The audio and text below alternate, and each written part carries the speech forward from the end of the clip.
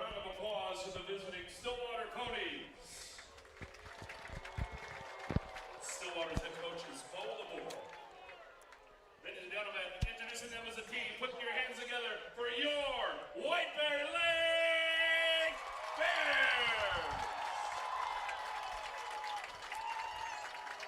White Bear Lake's head coach. Welcome inside the press box here with Gabe Bartlett and myself, Zach Chapman, as we get ready for a big football night. From what we've come to learn, we thankfully got a spot here, and we are broadcasting as tonight's a big one between the White Bear Lake Bears and the Stillwater Ponies. Stillwater coming in this game ranked number 7 in the state.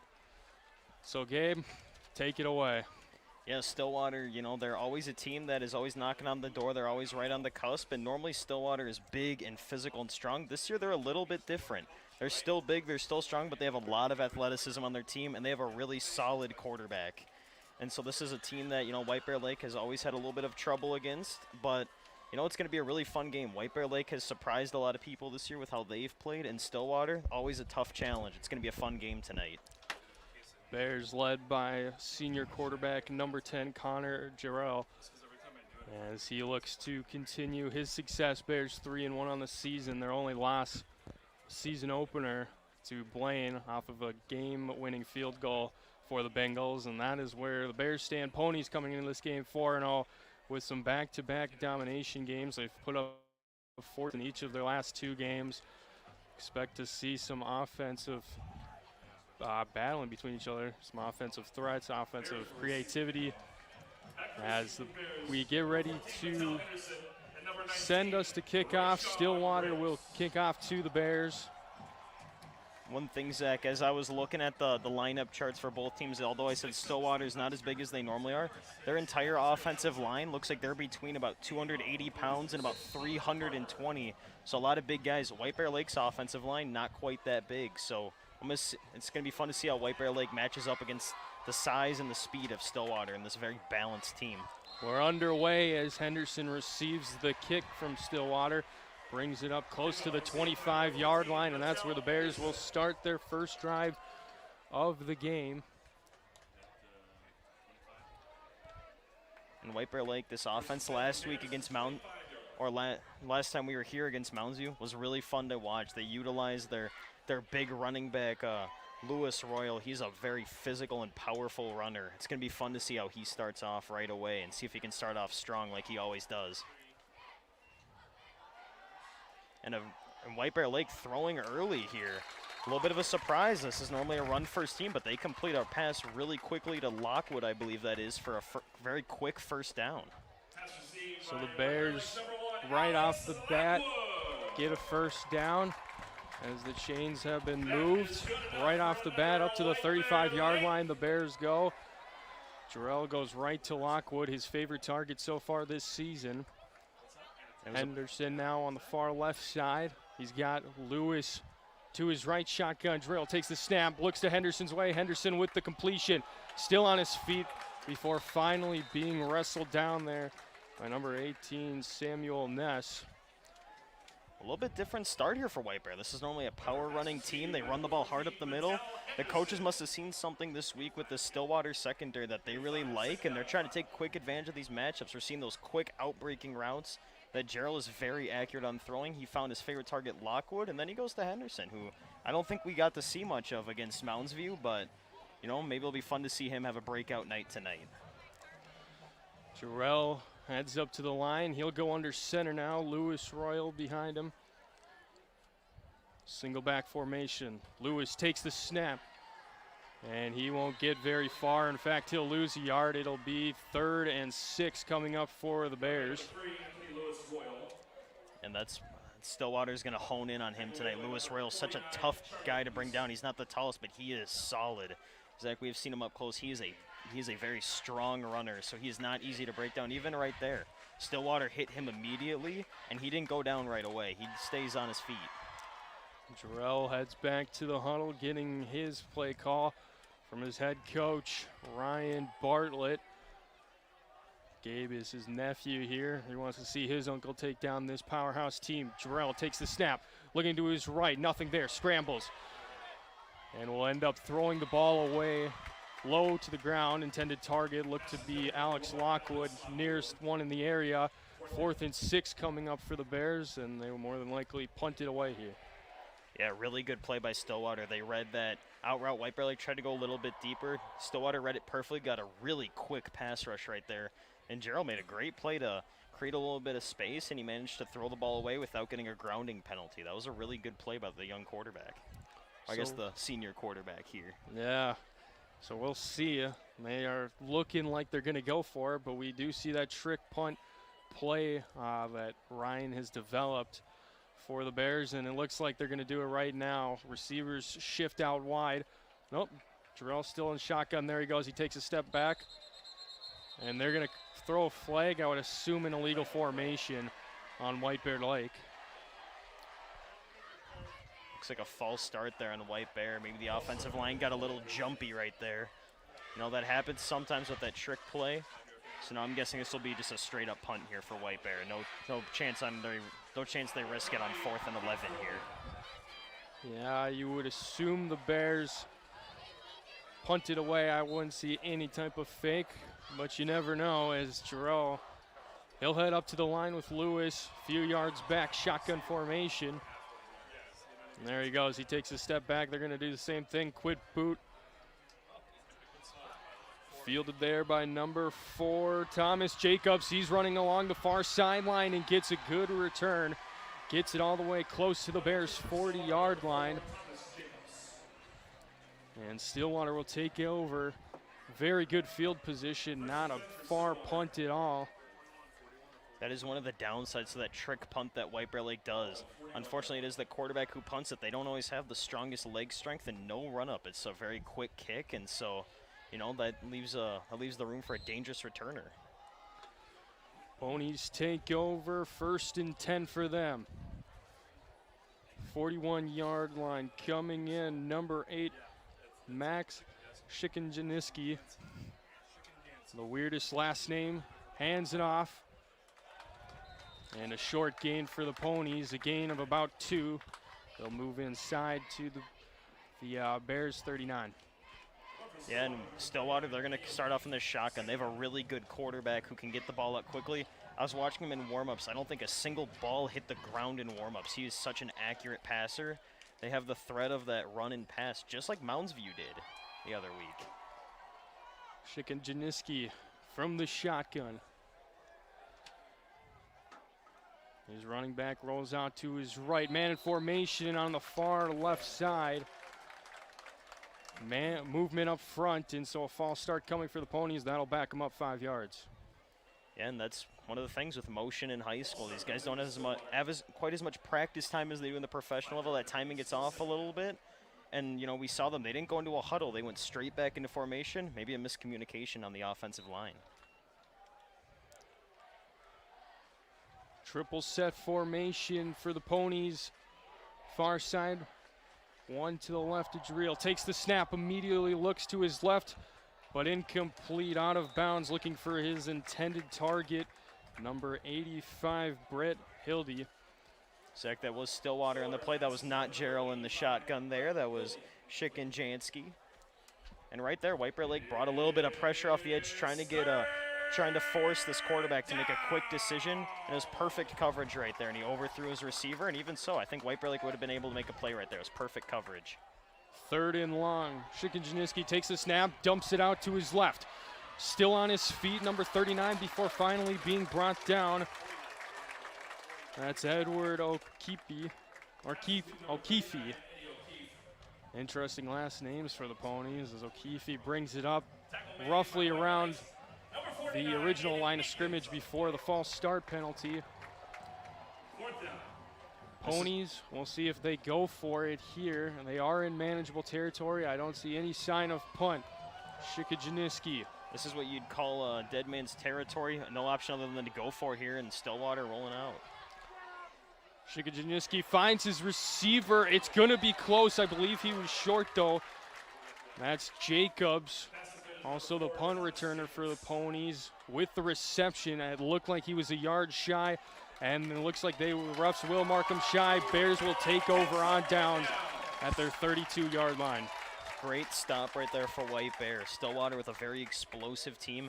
A really interesting play call. They had a blocker out front, but a great play by the White Bear defense. That's what you got to do here. You got to slow down these high-powered offenses right away.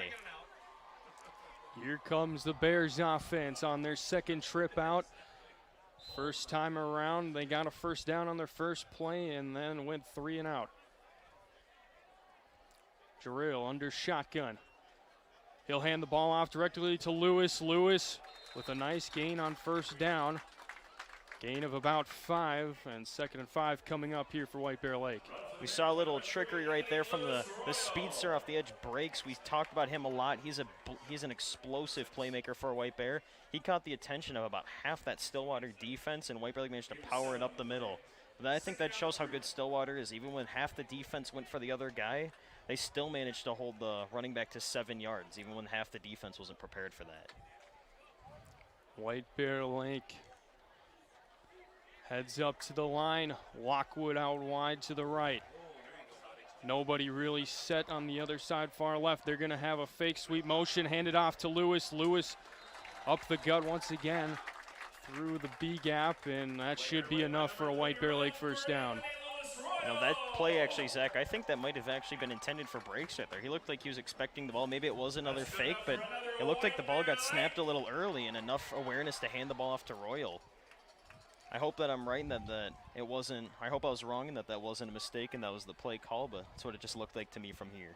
Either way, the play delivers a first down for the Bears, and they will take it as they're starting to gain momentum as they're getting towards midfield. Jarrell hands it once again off to Lewis, who continues to muscle his way through the front line of Stillwater. Yeah, and like I talked about earlier, Zach, Stillwater, not quite as big as they normally are. They don't have those big run stoppers in the middle as they normally do. This is still an elite defense for Stillwater, but they're not as big. White Bear Lake could take advantage of that. We're seeing it right now with a powerful runner like Royal. Bears, they've looked unstoppable on the ground so far. I would assume Lewis, he's got to be getting close, 20 to 30 yards already, roughly around that range. He's looked pretty good, close to about 3-4 yards a carry. Jarrell takes the snap, looks wide to Henderson. He's got the completion. He'll be close to the sticks. Looks like he's right on that marker, and they will give him a first down, maybe. No official movement until now. Refs will signal for a White Bear Lake first down. Perfectly executed play. The defender read it perfectly, but still the ball was out on the perfect time so that he couldn't jump the route. And corner tried to put a big hit on, but he didn't quite have a good angle right there. I wonder if there's a little bit of experience with the Stillwater secondary that White Bear Lake's taking advantage of. Halfway through the first quarter, Jarrell under center. This time Sloan the back man, and he will take it. Nice run up the middle. And he gets close to 5 yards, close to the Ponies' 41-yard line. Very effective running the ball, and what we're seeing right now from White Bear is a lot of motion. Getting a guy in motion, trying to get that defense to shift a little bit. One of these times, that guy that comes across the backfield is going to get the ball, and hopefully Stillwater's not ready for it, and White Bear Lake can bust off a big play. Jarrell jogged back to the huddle. Bears continue to move the ball against the front four of the Ponies. As Gabe mentioned earlier, Ponies not as big as they used to be up front. So far it's showing. Jarrell, pistol formation, takes the snap, looks to his left, looking for Lockwood. Launches the ball downfield into double coverage, but incomplete. 2 defenders were on him, including number 25, Austin Buck, with the majority of the coverage. He also had some safety help there from Mason Buck, so it looks like it might be a pair of brothers on defense teaming up and disrupting anything from getting to Lockwood. Yeah, that was a really, I thought that was a creative play there by White Bear, but Stillwater was ready for it. They had 2 guys deep, and that might have been okay that ball was overthrown, otherwise it might have been intercepted. Bears come out of the huddle, 2 receivers wide, no one to the left of Jarrell. He takes the snap, immediately looks right, finds Henderson, completion close to the markers. We'll see where the refs mark him. It's right on that line once again. And it is going to be signaled for a first down. Third down completion to Henderson, moves the chains, and Bears continue to move the ball down Ponies territory. Well, what I'm seeing is it looks like that Stillwater's really honing in on Lockwood on these passing plays, and that's opening up the field for some other guys right there. Henderson gets open again. I believe that is his third catch this game already, is it? He's looked very good so far. Lockwood, the main receiver for Jarrell, but Henderson has the ability to, as Lewis takes the snap up the gut. Not much of a gain there, maybe a couple, and second and about 8 coming up for the White Bear Lake Bears. You know, it's really tough when you're facing a really good defense to get yards, but the fact that even these 2 or 3 yard pickups, we saw it against Mounds View, it starts to wear down that defense a little bit. If your offensive line can stay strong the whole game, this is going to have a lasting effect on the whole game. We even saw it against Mounds View by the 4th quarter. Their guys were starting to cramp up a little bit as the weather changed, and White Bear Lake stayed strong. Maybe that's what they're trying to do here again against a really solid defense with Stillwater. So far, looks like we have overcast tonight as Jarrell. He has plenty of time in the pocket, decides to take off. He's got a big run up the right-hand sideline, and out of bounds he goes as he nears the 20 and close to the red zone. Come Jarrell and the Bears. That was an outstanding play by Jarrell. They got it quick. They got a pretty decent pass rush for Stillwater. Managed to avoid a rusher. And pick up a huge gain right there. And you know the other thing there, the offensive line for White Bear Lake actually held up pretty solid right there. The offensive line had good blocking. Only one guy got through, and Jarrell managed to avoid him. White Bear Lake looking to put the first points up on the board here. Jarrell really starting to put pressure here in the Ponies, and that offensive line's looked really good. Lewis up the gut in a power run, bulldozing through, and he's close to another White Bear Lake first down. And looks like a Stillwater player, he got up, but he was a little slow. That was a big hit that he took. Most of the time we talk about the defenders planting the big hit on the running back. Lewis Royal said, I'm gonna show you power this time. He put a big hit on the defender right there. That was safety number 25, Austin Bunk, who got absolutely demolished by Lewis up the middle. 2nd and 2 coming for White Bear Lake. Lewis continues to stay behind Jarrell. He'll go under his center. Sends, breaks in motion, gives it to Lewis. Lewis, that should be enough for a White Bear Lake first down. They spot him at the 10, and it will be good for another Bears first down. 1st and goal coming up for the Bears. Another very powerful run right there. Again, every time they send that guy in motion, I'm pretty convinced that even if Stillwater put their entire team right there in the box, that White Bears still would have ran the ball, because Lewis Royal is just pounding forward for a yard or two every run. Coming to the end of the first quarter, Bears looking to go up 7-0 here at the end of quarter number 1. This is only the 2nd drive for the Bears all game, 3rd overall. Both the Ponies and Bears couldn't do much with their first drives, but this one looking promising. Handoff to Sloan. Sloan can't get through the B gap. It looked like an HB dive, but Ponies sniff it out and get the stop. Yeah, White Bear Lake trying to go right back up the middle again. He tried to cut it outside, but that's where that Stillwater defense comes in big. It's clear that when the motion happens, White Bear Lake manages to get the holes, but right there was no motion and there was no gap to run through there. 2nd and 9 coming up for the Bears, or 2nd and goal. Jarrell jogs once again back to the huddle. I feel like we might see a little quick pass right here, maybe a little out route from Jarrell. Try to pick up even 5 or 6 yards and put yourself in 4-down territory right on the goal line. Matthew Courier inside, only one receiver out wide, and that's Alex Lockwood. Handoff to Lewis. Lewis up the middle, he's got a hole. The pile is pushing, and that should be good for a White Bear Lake touchdown. And it is. The Bears strike first here on senior night, and it's the White Bear Lake Bears' finest running back, Anthony Lewis Royale, who makes the Ponies pay. Yeah, and I was wrong with the pass, but I love the play call right there to Royal. Hey, they just keep powering him to the right side. That must be where they see the weak point of the Stillwater the Stillwater defensive line, and now White Bear Lake looks like they might be going for 2 here. Oh, nope, my mistake. That is the kicker out there. Kicker looks like it's number 8, Michael McCormick this week, who will have the honors for the point after. Snap, hold is good, is down, and McCormick right down the middle. And the Bears up 7-0 against the 7th-ranked Ponies at the end of quarter number 1. And on senior night, the big senior running back, Lewis Royal, he is just such a powerful runner. Stillwater's going to have to make some adjustments because he is just running straight through this defensive line. Bears so far look sharp on offense. 1 drive and a punt. 2nd drive, the difference in this one, 7-0. About an 8-yard run from Lewis Royal that sends the Bears the lead and the first scoring on the first points of the night. We'll see how the Ponies respond, though, as both teams are getting ready for the kickoff from the Bears.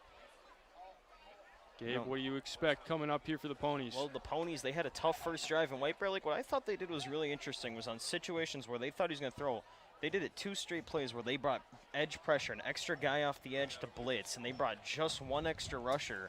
And it seemed that Stillwater's quarterback, he might have panicked a little bit when he saw the pass rush and tried to get the ball out quickly. I'm curious to see how Stillwater's going to respond. Maybe bring out an extra blocker and try to slow down this White Bear pass rush, which was really dominant in that first drive. Looks like we have the normal kicker, number 13, Wally Venter, will be the kicker for kickoffs. But they look like they switch. Oh, this was very interesting. A little drop kick there, but problem is the ball goes out of bounds, and that will result in a flag as it did not reach the end zone. Yeah, for anyone not familiar, during a kickoff, if the ball is kicked out of bounds, it is a penalty, and you do get the ball at the 40-yard line. That is pretty much the best possible return for a team, is when the kicker just kicks it out of bounds without going into the end zone. It actually looks like they'll place it at the 35 here in high school. Oh. But either way, still not bad field position to start for Stillwater. Shikin from the shotgun. His HP to his right. Hands it off in a huge gap up the middle. It's number 39, Edward O'Keefe. Is anybody going to catch him? First play off the bat, and it is right up the gut and a touchdown for the Ponies. How about that answer? Yeah, that was White Bear Lake expecting pass. They brought a hard pass rush from the edges like I predicted, but they forgot to cover the middle of the field. And that's one downside to bringing a lot of edge pressure like that. Stillwater has 3 receivers. They spread your defense out wide, and then they have a whole bunch of room right in the middle if you decide to bring edge pressure. Kicker number 6, Connor Parker, comes on for the point after. 1 play. And that evens the game as his kick goes through the uprights. What a run indeed. A 65-yarder to the house.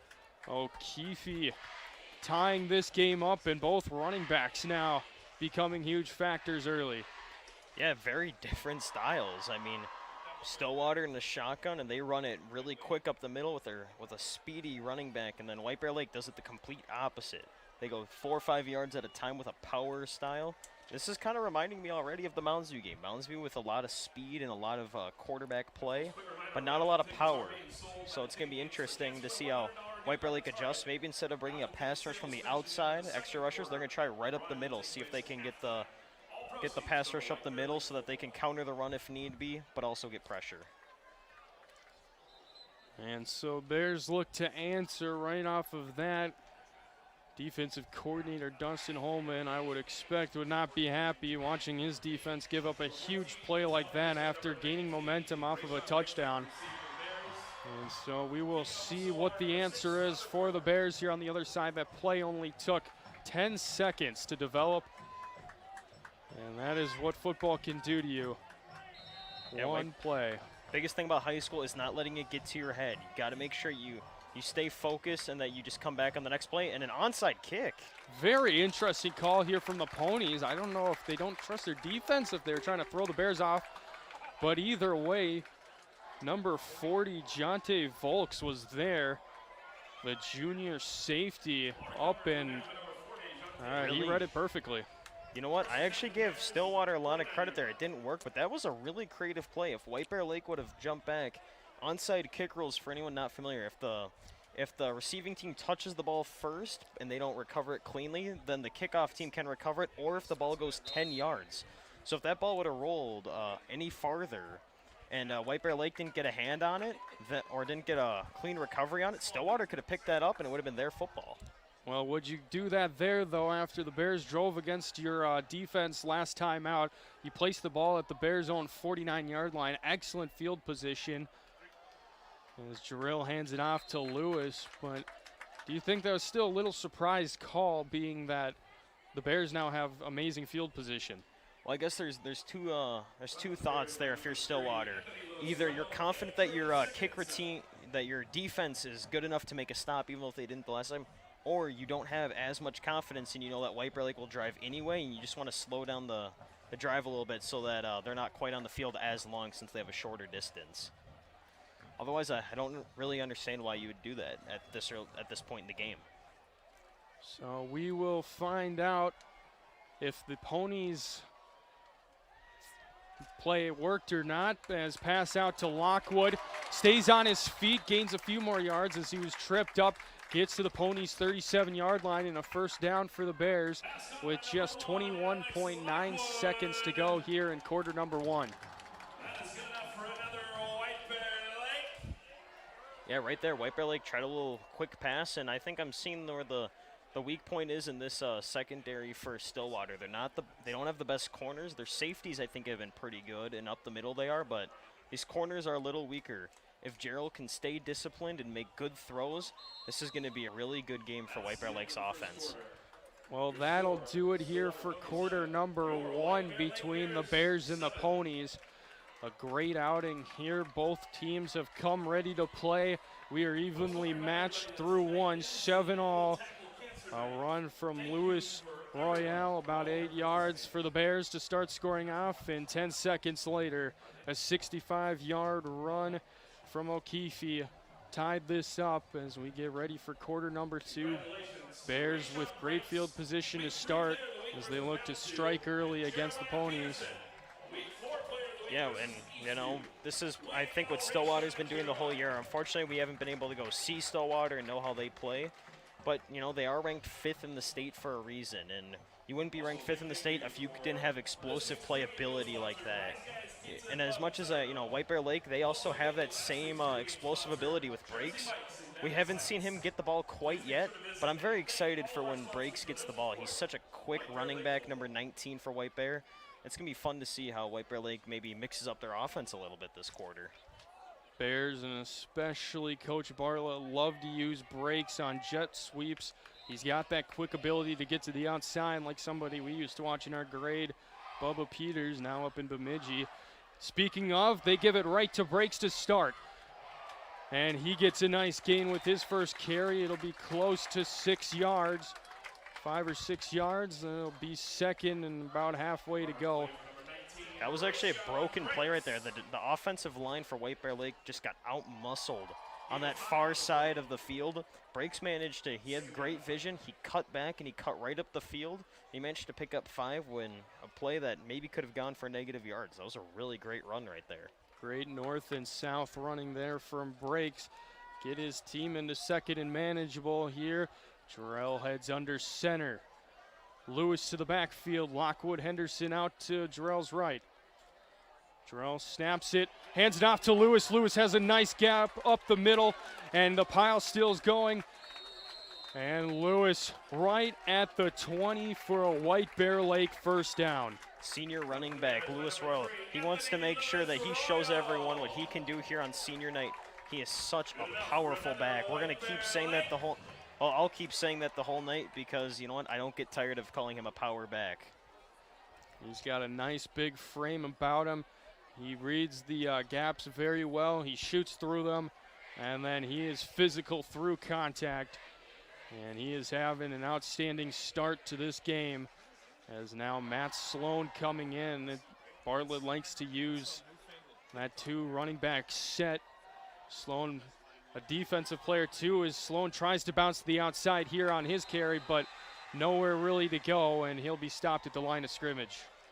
Yeah, Sloan is not having his best night so far. I think he's more of the outside runner when he's in there. When Royal's in there, he's the straight up the middle runner. Clearly Stillwater's defensive ends are really, really strong, but up the middle, they clearly are a little bit weaker. But I'm interested right here if White Bear Lake tries to throw the ball here, try to pick up 6 or 7 yards and make this a 3rd and 4 or 5 where they've been able to run the ball. Yeah, running efficiently. It's nice to see this happen for the Bears. It opens up the passing game, and Jarrell, we know he can be accurate with the football, as in fact he immediately looks to his left, finds Lockwood, but Lockwood drops the pass, and we will have 3rd and long coming up for the Bears. Yeah, they got exactly what they wanted. The corner was playing back. He didn't jump the route. Lockwood was wide open. He might have even been able to turn the corner and get a big run there. But you know, we hear the Stillwater student section chanting Butterfingers, and that's going to happen. These are 2 very big student sections here. They're going to make sure that they are being heard tonight. White Bear Lake, 3rd and long. It's a crucial one. Ball placed, and it looks like at the 21 now. They actually did lose the yard, so 3rd and 11. We'll see if Coach Bartlett goes 2-down territory here, or if he will even attempt a field goal as Jarrell takes the snap. Plenty of time, but that pocket closed pretty quickly as number 22, Grant Miller, came in off the rush and ends up getting the sack for Stillwater. And we're seeing why White Bear wants to throw the ball quickly. This Stillwater pass rush is furious. They are coming so quick through the line. And now this is a tricky spot right here. If this was the pros, I guarantee they'd be kicking the field goal. But high school is, you know, can your kicker really make this? There's not a lot of kickers who can. This is a long kick. This would be a long kick for a high schooler to make. We'd be looking right now at about I believe a 37, almost 40-yard kick. That's a long kick for a high schooler. Yeah, and we've seen the adjustment. McCormick now taking the extra points. It used to be Wally Venter who used to take every kicking duty job for White Bear Lake, but a change here, and we also now have a timeout for White Bear Lake. We'll see if Coach Bartlett draws up some play here. I would assume that's what's happening. I'd imagine, yeah, if they're going to try to do something, maybe like a quick screen pass, get some blockers out front, or if they're going to try a deep shot, maybe just go for the end zone. They're going to say, you know, it's 4th and 15. It's not likely we'll pick this up. Just take a shot, see if we can win a one-on-one. It's, you know, as tricky as 4th and 15 is, you've actually got a few different options if you want to play it safe or take a chance. I kind of hope they take a chance. I feel like this defense can come back after giving up the big play. And if you can get a big play of your own right now, that shows Stillwater, hey, we're not going to play around here. You're not the only one that can have fun tonight. Both teams now coming out of the huddle. White Bear Lake, before the timeout, showed they were going to go for it. And it looks like this is going to be the same case as Bartlett talking to Jarrell at the end. Lockwood's going to be out wide to the left of Jarrell on the near sideline here. This is interesting. White Bear Lake has a lot of speed out there, but then they've got their big physical back in the backfield. So this is, you got 2 options here. You're going to either try to use your speed on the outside, I think, with a deep shot, or power it right up the middle with Royal and try to wear down this defense. Jarrell takes the snap. Pressure coming, launches the ball, looking for Lockwood, too far, and out of bounds it goes. Incomplete. Turnover on downs for the Bears. And the Ponies will catch a break. It was great coverage from the Ponies, but a little bit less distance on the throw there, and that could have maybe become a touchdown. Yeah, the thing is about high school is you only need to get 1 foot in bounds before stepping out of bounds, unlike the pros where you need 2. And I think he would have had that if that ball was just a little bit shorter and a little bit more on target. That could have been a touchdown, I think. Shikanjaniski fakes the handoff. Pressure coming for the Bears. Massive holding there. Holy cow. Pass incomplete. Intended target was number 26, Connor McCormick. But holy cow. That holding was ridiculous on the Bears for the far sideline, that far defensive end. I couldn't tell who it was, but holy cow. White Bear Lake has a player limping off the field right now, number 92. I believe he was the one being held on the play. But yeah, we could see that in the entire stadium. He was coming off the edge. He had his guy in the tackle. Just, that's what happens as a tackle. You either have to say, I'm going to let you go and let you get a free shot at my quarterback, or you hold them and take the 10-yard penalty. It's kind of a lose-lose situation there. If it was the guy being held, that's number 92, Demarion Pollard, the junior defensive end. As snap taken, screen set, Ponies looking to get massive yardage, and they're going to do so as they will gain the yards they lost, as well as 5 extra past the original line of scrimmage, and they will have 2nd and 5 coming up. It wouldn't have made a difference anyway. White Bear Lake jumped off sides right there, and so actually, no, it was on Stillwater. Actually, I can't tell who the penalty. No, it was on Stillwater. My mistake. I think it was a legal shift right there. I can't totally tell. Either an illegal shift or a false start, but I would assume they would have stopped play if it was a false start. Ball snap, thrown up in the air, and he goes up and grabs it. I believe that was number 85, Brett Hildy. It was a big reception there for the Ponies, and this time they will have 2nd and about 5 or 6 to go. Yeah, it didn't make a difference. Even after the illegal shift penalty, 2nd and 30, Stillwater says, hey, we see one-on-one coverage out there with a matchup we like. And, you know, I remember a few weeks ago we talked about Nordstrom for Mounds View. I wonder if Hildy is the main guy for Stillwater, if that's who we're going to see tonight. Ball snapped in a QB run to the outside, but then quickly brought down there by number 49, Aiden Akins. It's going to be enough, though, for a Ponies first down as they look to move the ball here. Under 8 minutes to go here in the 2nd quarter. Shikajaniski, shotgun formation. A little bit of an option play right there where the quarterback has the decision to throw, hand it to his running back, or take it himself. He takes it himself right there, and a great pickup right there for Stillwater for the first down. Throw outside, and what a swat there. Great coverage. Brought to you by number 11, Tyler Schrobel, the junior corner, who all over the Ponies receiver, and incomplete. 2nd and 10 coming up for Stillwater. Zach, I thought you were going to insert a promotion there, maybe say in the block right there by sponsored by the Horn, maybe. You know, we are on the Horn right now, but you're right. That was an outstanding defensive play right there by Strobel. Perfect coverage, and he didn't interfere with the play, so there was no penalty. Fakes the handoff.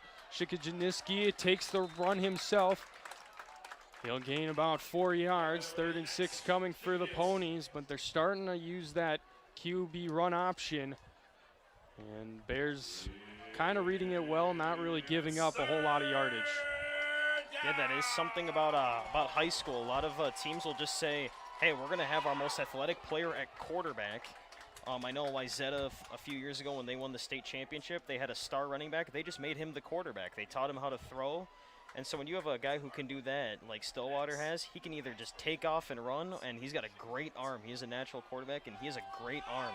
So he can threaten you pretty much every way.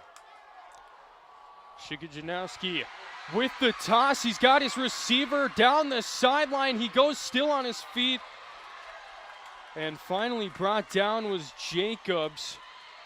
Rashawn breaks on the tackle, but what a break for the Ponies as they now have the opportunity to take the lead. They are just outside of the 10, or at the 13-yard line. 1st and 10 coming up for the Ponies. A great pass. It wasn't even bad coverage per se, but the ball was there. Yeah, that was a really good throw right there. He put that in the only spot that Breaks couldn't bat it away. And this is where Stillwater is so impressive. They can do pretty much everything. We've seen their quarterback run it for yards and pick up first downs and break tackles, and we've seen him throw very accurately. We've got a timeout here on the field. It's going to be White Bear Lake's 2nd timeout of the game, or of the half. And this Interesting here from Bartlett or from Holman, whoever called this timeout, what the strategy is. Yeah, I'm guessing they're trying to tell their team, hey, let's stay disciplined here. Now they're in a position where Stillwater can run or throw. You can't really predict what they're gonna do here. So if you're the coach for White Bear, you're saying if you're in the middle of the field right now as a linebacker, defensive tackle, you got to be ready for the run. And I'm guessing you're telling your corners and your defensive ends, play this like a pass no matter what. Because they're only going to run the ball up the middle and they're only going to throw to the outsides. So you wonder if Bears will start thinking too about maybe having one possession after this and trying to limit the Ponies from getting the ball back. We have not seen this formation yet from Stillwater. Handoff to O'Keefney, but nothing really there. The front four of the Bears make a big stop there, gain of about 2. Yeah, 2nd and 8 coming up. It's interesting. Stillwater, every other play of this game, they've been in the shotgun with 3 receivers wide. This time, it was a big formation. They put 2 tight ends on the field, and they line up in an I formation with a fullback out there. So this is pretty much a run-exclusive play. Shikajaniski rolls out to his right, looking for his intended receiver, overthrew him. Tanner Voigt overthrown there by his quarterback, and so 3rd and a little long coming up for Stillwater. We'll see if they decide 4 down territory too here. I don't know how the Ponies, how confident they are in their kicking game, but we will see. I'd say if you're Stillwater, you're thinking touchdown right now because they can actually still get a 1st down. If they get the ball to the 2-yard line, they can actually still get a 1st down and another 4 plays to get in the end zone. So I'd say this is 4 down territory. Shikajaniski back under center, hands it off to O'Keefney. He bounces outside, and he is going to get to the end zone, and the Ponies, once again, back-to-back offensive drives, have gone for touchdowns. And how about the speed right there of O'Keefe? He is so quick to the outside. And right there, he was going right up the middle. There was nothing there, and he turned and he accelerated so quickly to the outside. That's a tough play for the White Bear defense, but you got to be ready for that. You plug up the middle, you got to be ready for him to bounce it outside with a great running back. Extra point is up and right down the middle, and just like that, 14 unanswered for Stillwater, leaving 5.5 minutes for the Bears to try and tie this thing up with halftime coming up shortly. The goal right now for White Bear is keep this drive going at your pace. You know, you don't have to rush it. There's still 5 minutes. Still 5 minutes. You don't have to rush the tempo here if you're White Bear Lake. Keep trying to get those 4 or 5 yard run plays up the middle. Stay ahead of the drive. Last drive we saw them go. We saw them lose yards on 1st down. It was 2nd down and 11, and they just couldn't make it up. White Bear has to keep getting positive yards on every play. Otherwise, this is going to be a long night because clearly Stillwater, the minute they get in front of you, they're going to pounce and not let you get back into this game. Bears got to keep their heads up too. Got to remember, there is no room for much error tonight. You can't go up against a ranked team in state and put your heads down. We'll see how the Bears answer. Maybe a crucial game drive here to see if the Bears are up for the challenge against this tough Pony squad. And watch out in case maybe they try a little onside kick again. Nope, not going to this time. Kick is up. Henderson will receive it close to his 6-yard line, brings it out, brought down at the 24-yard line. That's where the Bears will take over here with just 5:32 to go. And again, White Bear Lake, they can run the ball right here. No sense to hurry, no sense to panic. Just, run the ball hard up the middle. Let Royale keep doing his thing. Let this run attack continue. And, if we get below 2 minutes and they're still only at the 40, 30-yard line, then start considering throwing. But for now, keep it simple. Keep with your offensive game plan. Also, do you expect any type of running of the clock here? Do you expect them to bring it down, maybe say this is the final possession of the half for both sides? I'd say that is definitely in the mind of White Bear, and that's going to go with running the ball hard like they do right here up the middle. They're going to want to keep that clock going. Do not give an explosive offense any time. If there's one thing I've learned from being a Minnesota Vikings fan, there's always too much time on the clock. Yes, sir. Indeed, there is. Sadly, this is not the Vikings, Gabe, but, great analogy. Give it to you. As Lewis runs up the gut, minimal gain. Good pressure starting to mount up here from the Ponies front line. And you're right, Zach. White Bear like letting this clock wear down already in one play. They already took off about 40 seconds. They're going to make sure that if they don't score on this drive, that Stillwater will not have a chance either. First down, a couple at least, would be crucial as Jarrell's just backing up, and he is going to get brought down way back close to the 10-yard line. And this is problematic now for the Bears. What do you do? Because now, I mean, there's still 4.5 minutes to go. Yeah, that was a very undisciplined play right there for the White Bear quarterback. This is what we see sometimes with the young quarterbacks. We see this at the college level too. They think they can make something happen. They try to turn into, you know, like a Lamar Jackson, a guy who can run around and make all the plays.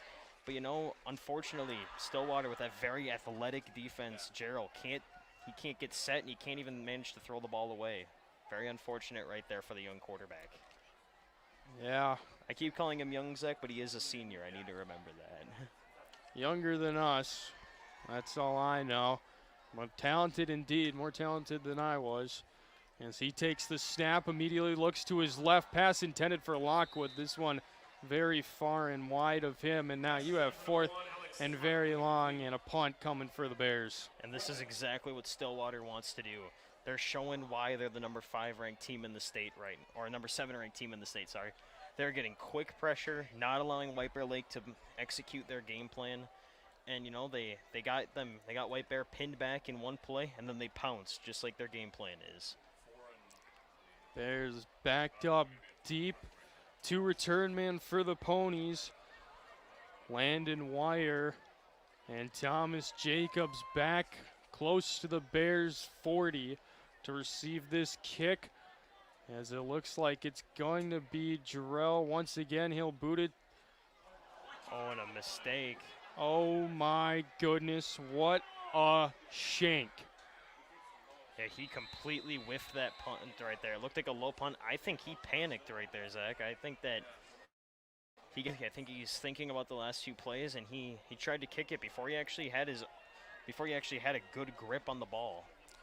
And well, disaster has started to strike here in White Bear Stadium. Jarrell's punt goes for 20 yards to the 30-yard line, and the Ponies could not have written a better script here in the later stages of this second half as they walk up to the line as Shikajaneski under center.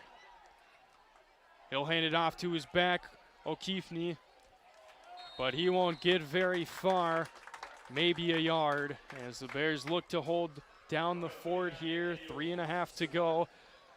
Bears down 14-7 to the Stillwater Ponies, who are ranked 7 coming into this game.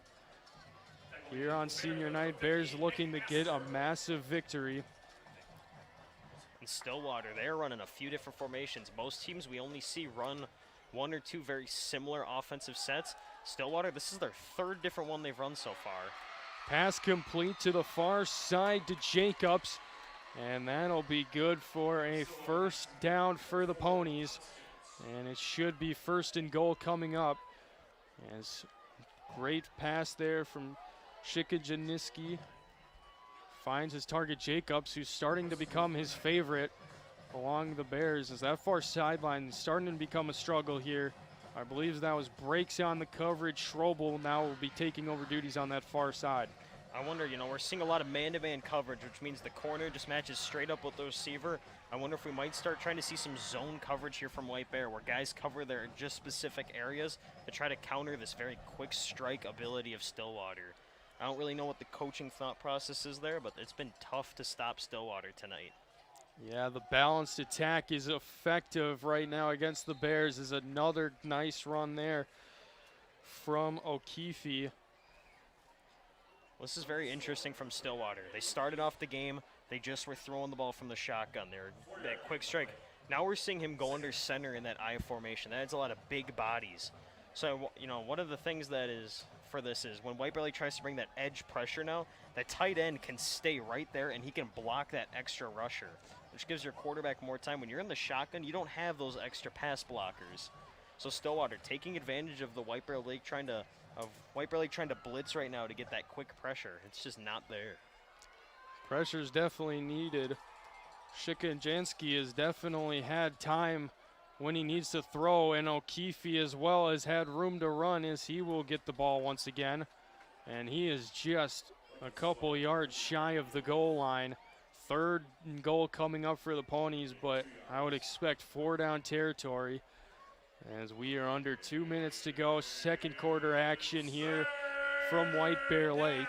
Here's what I expect from Stillwater here. Since it is 4 down territory, I think that they're going to try a quick pass right here from Stillwater. Try to win that one-on-one matchup on the outside. If it doesn't work, go right back to the ground with O'Keefe. That'd be my prediction right here. Actually, it looks exact. They're just going to power this thing straight up the middle. They've got a full goal line set with 2 fullbacks and no receivers out there. Very heavy indeed. O'Keefe in the back, and they will give it right to him. He'll bounce to his left, and he will get in. And another touchdown for the Stillwater Ponies. They now lead by 2 scores.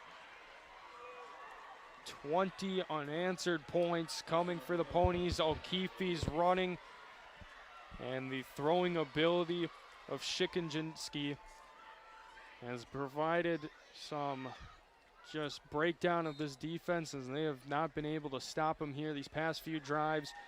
As once again the extra point is good, and the Ponies now lead the Bears 21-7. Well, Stillwater not only managed the drive perfectly, they are putting themselves in a great spot to potentially get the ball back. There's only 1:20 left, and Stillwater still has all 3 timeouts. So even if White Bear tries to run the ball to wear down this clock, Stillwater can keep stopping the clock. White Bear Lake also has been unable to throw the football so far. We're hearing the Stillwater chanting, "You can't stop him." They're talking about their running back right now, who, they're right, he has been near unstoppable this second quarter. Yeah, O'Keefe and Shikanjansky have caused multiple problems to Holman's defense. We'll see if the second half can be any better, be like that first drive where Bears basically forced a 3 and out. I believe Stillwater will start with the ball in the second half as well. I could be wrong, but that is accurate. The Ponies did kick off. Bears did start with the ball, so I mean the Bears defense right out of the gate, they're going to be asked to do what they haven't been able to do these past 3 drives, and that's stop this high explosive Ponies offense. Kick is up and away. Once again, Henderson will receive it. He'll bring it out close to his goal line. He'll get hit, brought down at the 20 once again.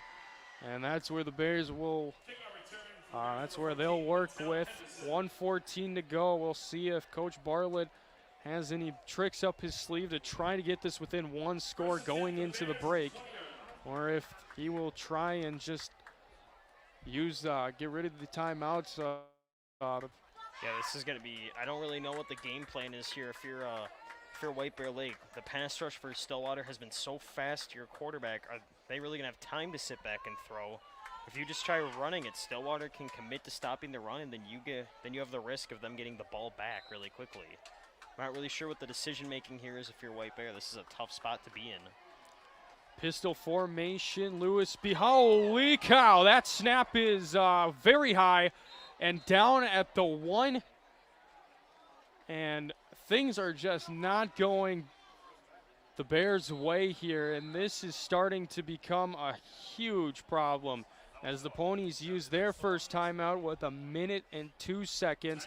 And just like Gabe said, they have plenty of time, and now that the Bears are backed up down to their own 1-yard line, you have to wonder if, I mean, there's a chance this thing could really get ugly before halftime. Well, now you have to worry about a safety if you're White Bear Lake, and that would be, I would say that's now the worst possible thing that could happen. Because if Stillwater gets a safety, not only do they get 2 points, White Bear Lake has to punt them the ball. And the last thing you want to give an offense that's been unstoppable is you don't want to give them the ball. And second down at 29, if you're White Bear, you're either praying for a botched coverage or a really lucky run up the middle. This is a really tough spot to be in if you're White Bear, even tougher than before. Safety still keeps this a 2-possession game, but you'd have to get, it's either at least 1 or maybe both touchdowns would have to be 2-point conversions as well. We'll see how my White Bear math skills are. Not the greatest right now, as I am heavily focused on the drive now. Second and incredibly long for the Bears. Snap to Lewis up the gut, and nowhere to get go. Out of the end zone. And right there, I mean, that's a powerful runner, and he got stonewalled right at the goal line. I think if you're White Bear, I think you got to try maybe a quick out route to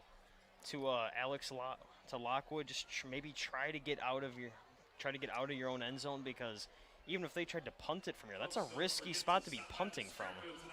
Yeah, it's risky indeed, and we know the last punt for Jarrell did not go as planned. So I mean, this really is just unbelievably difficult. This is hair falling out stuff that I mean, I'm glad I'm not calling this, because this is critical part of the game now, where we're to the point where the Ponies can really make this a 3-score game, put the pressure on the Bears going in the locker room, and I mean, you don't like to see this at all from White Bear Lake. No, you don't. This is a tough position for every team. Even if Stillwater is in this position, this would be really tricky for them. Those corners are playing so far off right now for Stillwater. I mean, White Bear Lake maybe tries a quick strike deep right here. Maybe, take a risk for the first down. Nope, they're going to run it. Run up the gut, and they're just going to be conservative and force the Ponies to use their final timeout. 53 seconds to go here before the half, but will the Ponies strike again? As I think nerves starting to build up here on White Bear Lake's side, as this is going to be an interesting finish, to say the least. Yeah, I mean, White Bear Lake, as good of a team as they are, they're facing one of the best in the state. And, if you're one of the best teams like Stillwater, you don't make silly mistakes. And so, even in going to the second half, even if White Bear Lake manages to hold Stillwater here and not allow any more points at this half, they're going to have to make up 2 touchdowns against a team that has seemed to be able to score on command and now stopping your best player in Lewis Royal. It's going to be really, really tough for White Bear to do anything. Yeah, after that just insanely high, Bears only were able to get 4 more yards in 2 drives. Lewis, not much to work with. The punter's back, literally at the back goal line. If this is anything of a poor snap, this could end up being a safety or a touchdown for Stillwater. Venter will be the one to kick it. The snap is good, and this punt is up high, has some nice hang time. Boggled a bit. It was fair caught there by Jacobs, but Bears successfully get the punt off, and it's not as easy for the Ponies now that the punt wasn't shanked. That was actually a very good punt right there by Venter. He got it to the 43-yard line from the back of the end zone with 2 rushers for Stillwater, really close. That almost turned into the best thing, funny enough, for White Bear. If that would have been a dropped punt, if the punt returner drops the ball, the return team can actually pick it up, and it's their ball then. If he would have dropped that, that would have been a massive play for White Bear if they could have recovered that. Yeah, that punt, if you count him from the back of the end zone, that's about a 51-yard punt. That is not a bad punt indeed. As tossed out, and they're going to do a trick play. It's taken away, though, by the Bears, I believe. Far side, they look to do a lateral back after the initial catch. Just a whole sequence there. It looked like the ball was taken away. Holman screaming, basically, saying the Bears should have the ball right now. Yeah, I don't know why they don't. White Bear Lake got the ball. Maybe I'm not really sure how that wasn't White Bear Lake ball. Maybe he was out of bounds when he had complete control of the ball right there. That has to be the only reason. Is now Shikanjansky rolls out to his right. Pressure coming on, flag thrown, pass almost picked off. There's going to be holding, though, in Stillwater here in the backfield. They wouldn't have made a difference anyway. Jonte Left Volks. tackle for Stillwater yet again with another hold. He has not played well tonight at left tackle. That is number 78, Justin Frteg, the senior offensive lineman, who is, struggling on that left-hand side from the Bears pass rush. Pass almost picked off, though, by Volks of the Bears, but it wasn't. Ball falls incomplete. Bears will take the penalty, and now we'll see what the Ponies do, but with 31 seconds, and they're starting to go backwards. We'll see if the Bears can finally hold them off. One thing to here. watch for here is if they try that draw play again that they scored on earlier, where they don't throw it, but they run the ball. Nope, they're going to just sit back and throw. Pressure immediately from the Bears. And just tossed away there by Shikanjansky. A blitz coming off the edge. That was number 49, Aiden Akins, once again, the sophomore linebacker. I would expect a run right here from Stillwater. You know, there's only 24 seconds. It's 3rd and 22. I'd imagine they're going to try to run the ball, force White Bear to use their last timeout, and then they're going to try to punt it away here. Unless they really believe that they can pick up this many yards in one play, which they have been able to tonight, but I'd be surprised if they risk it. White Bear Lake. Fumble on the ground. It's recovered, though, by O'Keefe.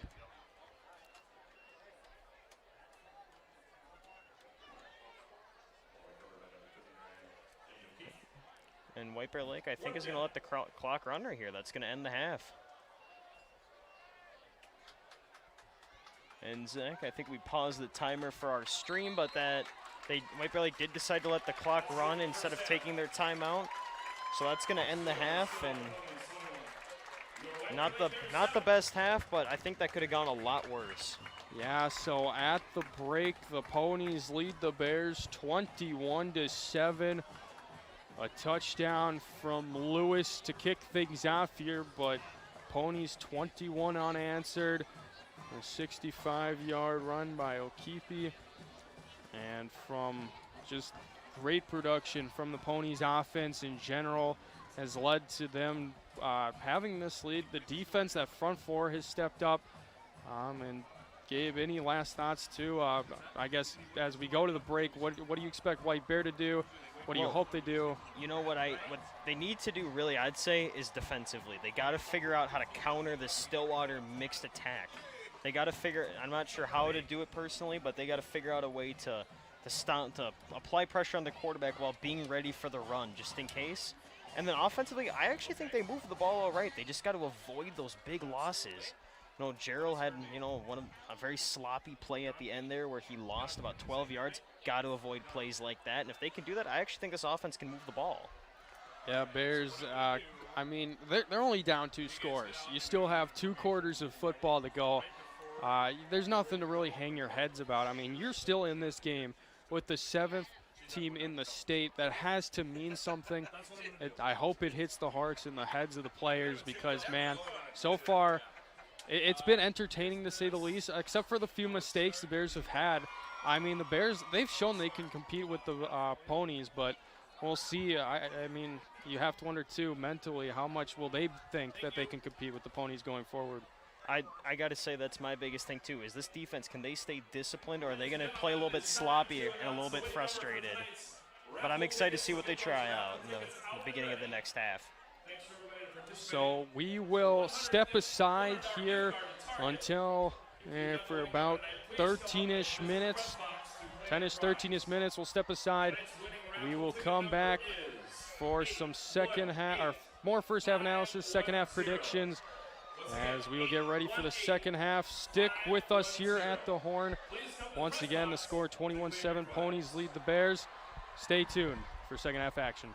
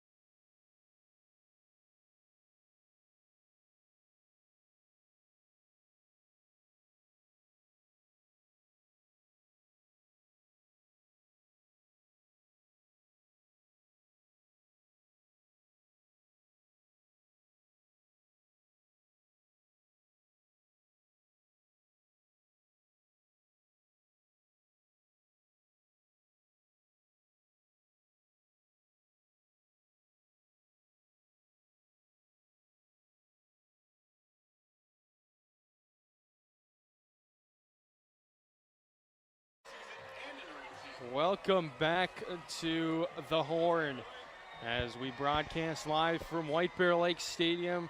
Gabe Bartlett once again alongside me, Zach Chapman.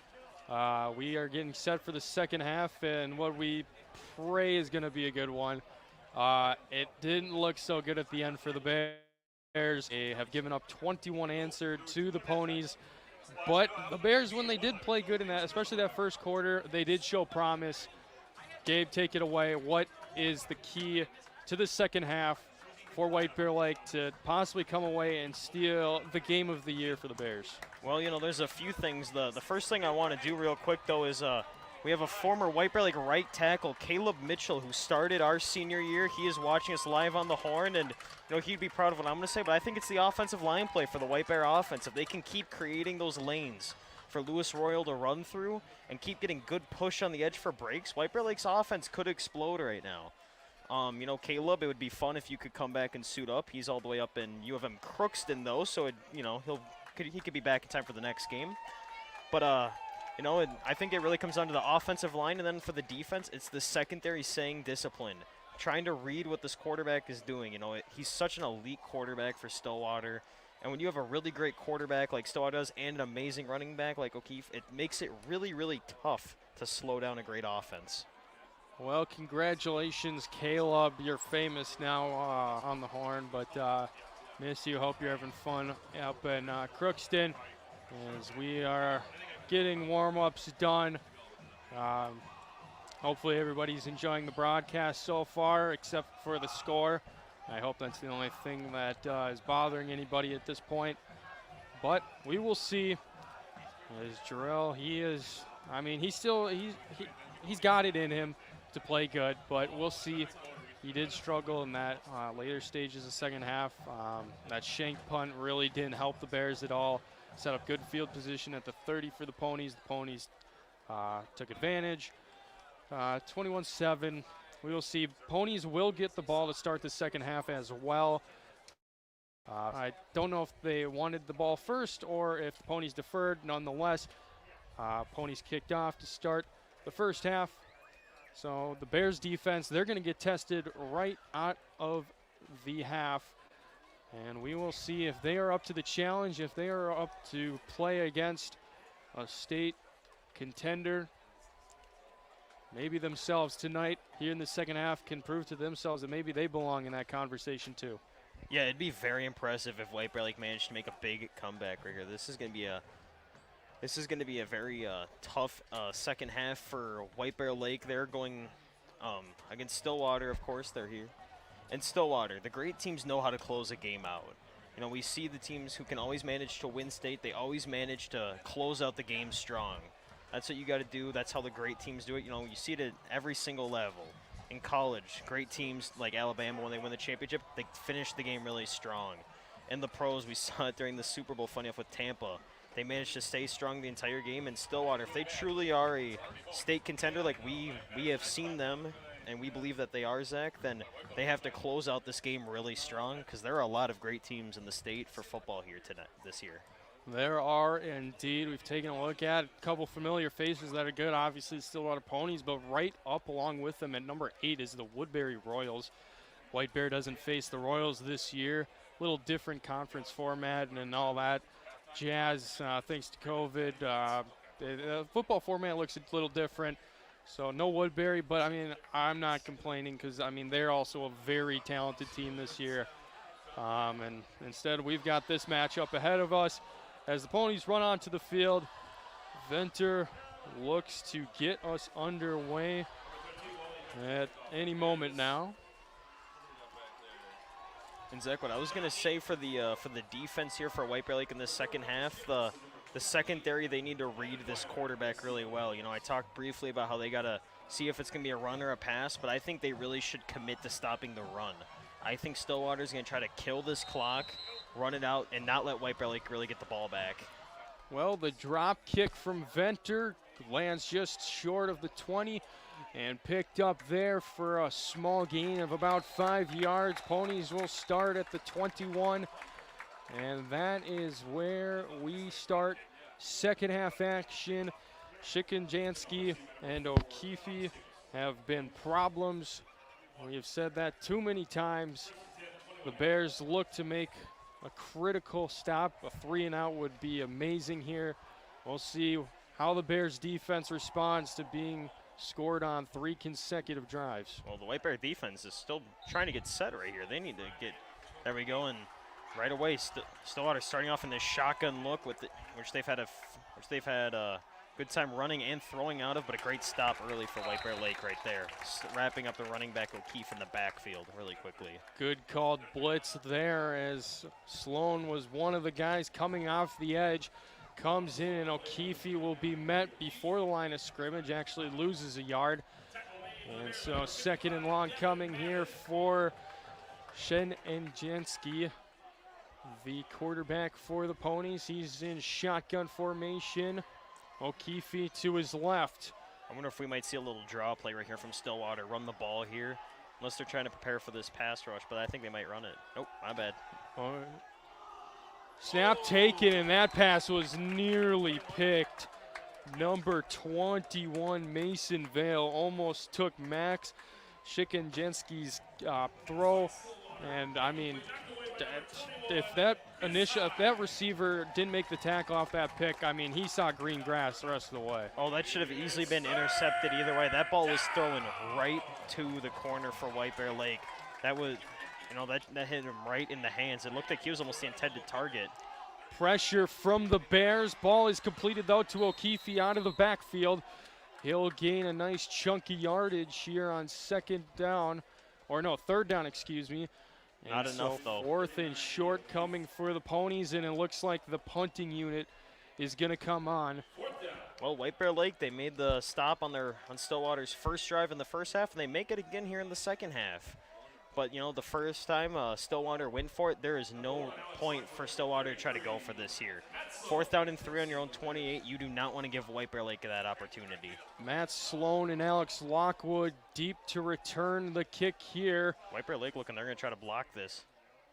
Punt is up in the air. As Tyler Peterson's punt is nice. Fair catch from Lockwood. He brings it in. And the Bears will start on their own 40 as they look to cut this lead in half, get it to a 7-point game, 10:22 to go. 3rd quarter action here from White Bear Lake Stadium on this very nice overcast Friday night. Pretty nice weather out too. It's very nice weather for football. A little bit warm, but you know what? It feels good. I'm sure it's good for the players. There's not going to be a crazy temperature drop like their last home game against Mounds View. So, you know, hopefully no injuries tonight. We just see a good, tough football game as Lewis Royal got stonewalled right there, right at the line. Yeah, he was met right away by Charles Gleason, who just bolted to the backfield and meets Lewis, and nowhere to go for Lewis.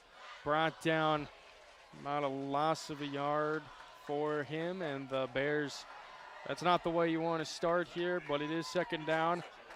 Bears will look to get a nice chunk of that yardage back here. Yeah, pretty simple defense for Stillwater, but it's working. They're just bringing extra guys right up the middle. Gerald, quick snap, finds Lockwood there on the slant. And that is going to be a White Bear Lake 1st down. Simple slant route inside. Just went right up the field and got behind the linebacker, but was in front of the safety. But, you know, that's a tough throw right there, too, for Gurrell right there. If he throws that ball a little bit out there, the safety has a clear hit on Lockwood, but perfectly thrown ball right there for a good 1st down. Yeah, it was a well done play design there, getting Jarrell the ball out of his hands quickly, finds Lockwood, breaks in motion. He's going to get the jet sweep, bounces to the outside, but well covered and well contained by the Ponies. And they will force a loss of a yard here for breaks. So that jet sweep so far this evening, few attempts, but nowhere really to go for breaks. The Ponies, they looked prepared for it, and they've looked prepared all night.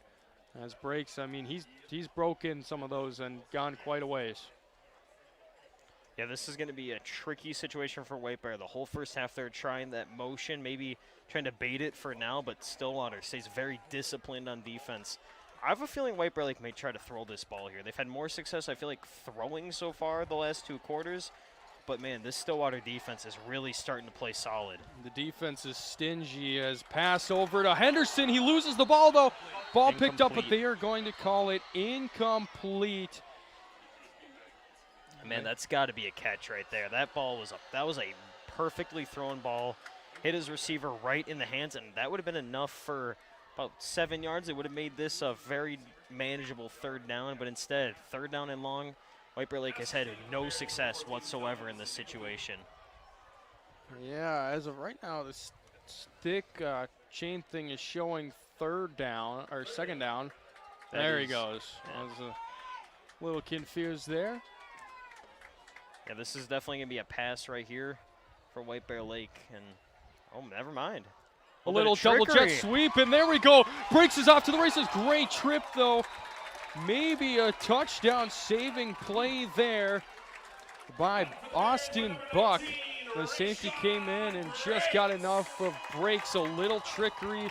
The initial jet sweep to Matthew Courier. It quickly tosses it over to Breaks, and there you go. Breaks, he didn't hit the brakes this time. He went full gas pedal down, goes downhill, and he picks up a great chunky yardage there. What a creative play call, you know. Against Mounds View, we saw the little hook and lateral reception, and right there, handoff to the first guy, and then he pitches a perfect dead pitch right there to Breaks. That was an outstanding play call right there on 3rd down. That's a gutsy call right there. But, you know, when you're facing a great team, you got to try it all. You know, this is one thing. White Bear Lake, not quite as talented of a team as Stillwater, but if you can pull some tricky stuff like that out, there's not a lot of even a great defense can do. Lewis up the gut for a few yards. They still are trying to get him going, as, I mean, the Bears, when Lewis Royal can get going, this attack, this balanced offensive attack can become dangerous for the Bears. And the Ponies, so far, they've been able to disrupt it. The offensive line run blocking, it hasn't been as good as when the game started. We'll see how it goes later on as Jarrell takes the snap. Ball tipped in the air and almost picked off there by the Ponies. Ooh, that would have been that would have been a huge defensive play for Stillwater. But man, White Bear Lake, yet again, really struggling to move the ball, you know. They managed to pick up a 3rd and 11 with a little bit of a trick play. You can't run that again, though, unfortunately. Stillwater will be ready for it this next time. But, you know, you're going to have to try something, I think, a little bit creative again. And, you know, it'd be really fun if we saw something crazy like a flea flicker right now or something. How about that, Zach? Where they hand it to the running back, flick it back to the quarterback, and he throws it. How fun would that be? That would be fun indeed. I doubt it, but it'd be really fun.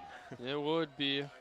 Ryder Rogotsky was the one who almost picked it off, by the way, for the Ponies as Jarrell rolls out to his left. Throw the ball. And he will take the sack, nowhere to go with the ball, but doesn't get rid of it. And another huge chunky yardage, and Jarrell just is not looking as comfortable when he's under pressure. Yeah, Coach Bartlett looking a little bit frustrated maybe with his quarterback right now.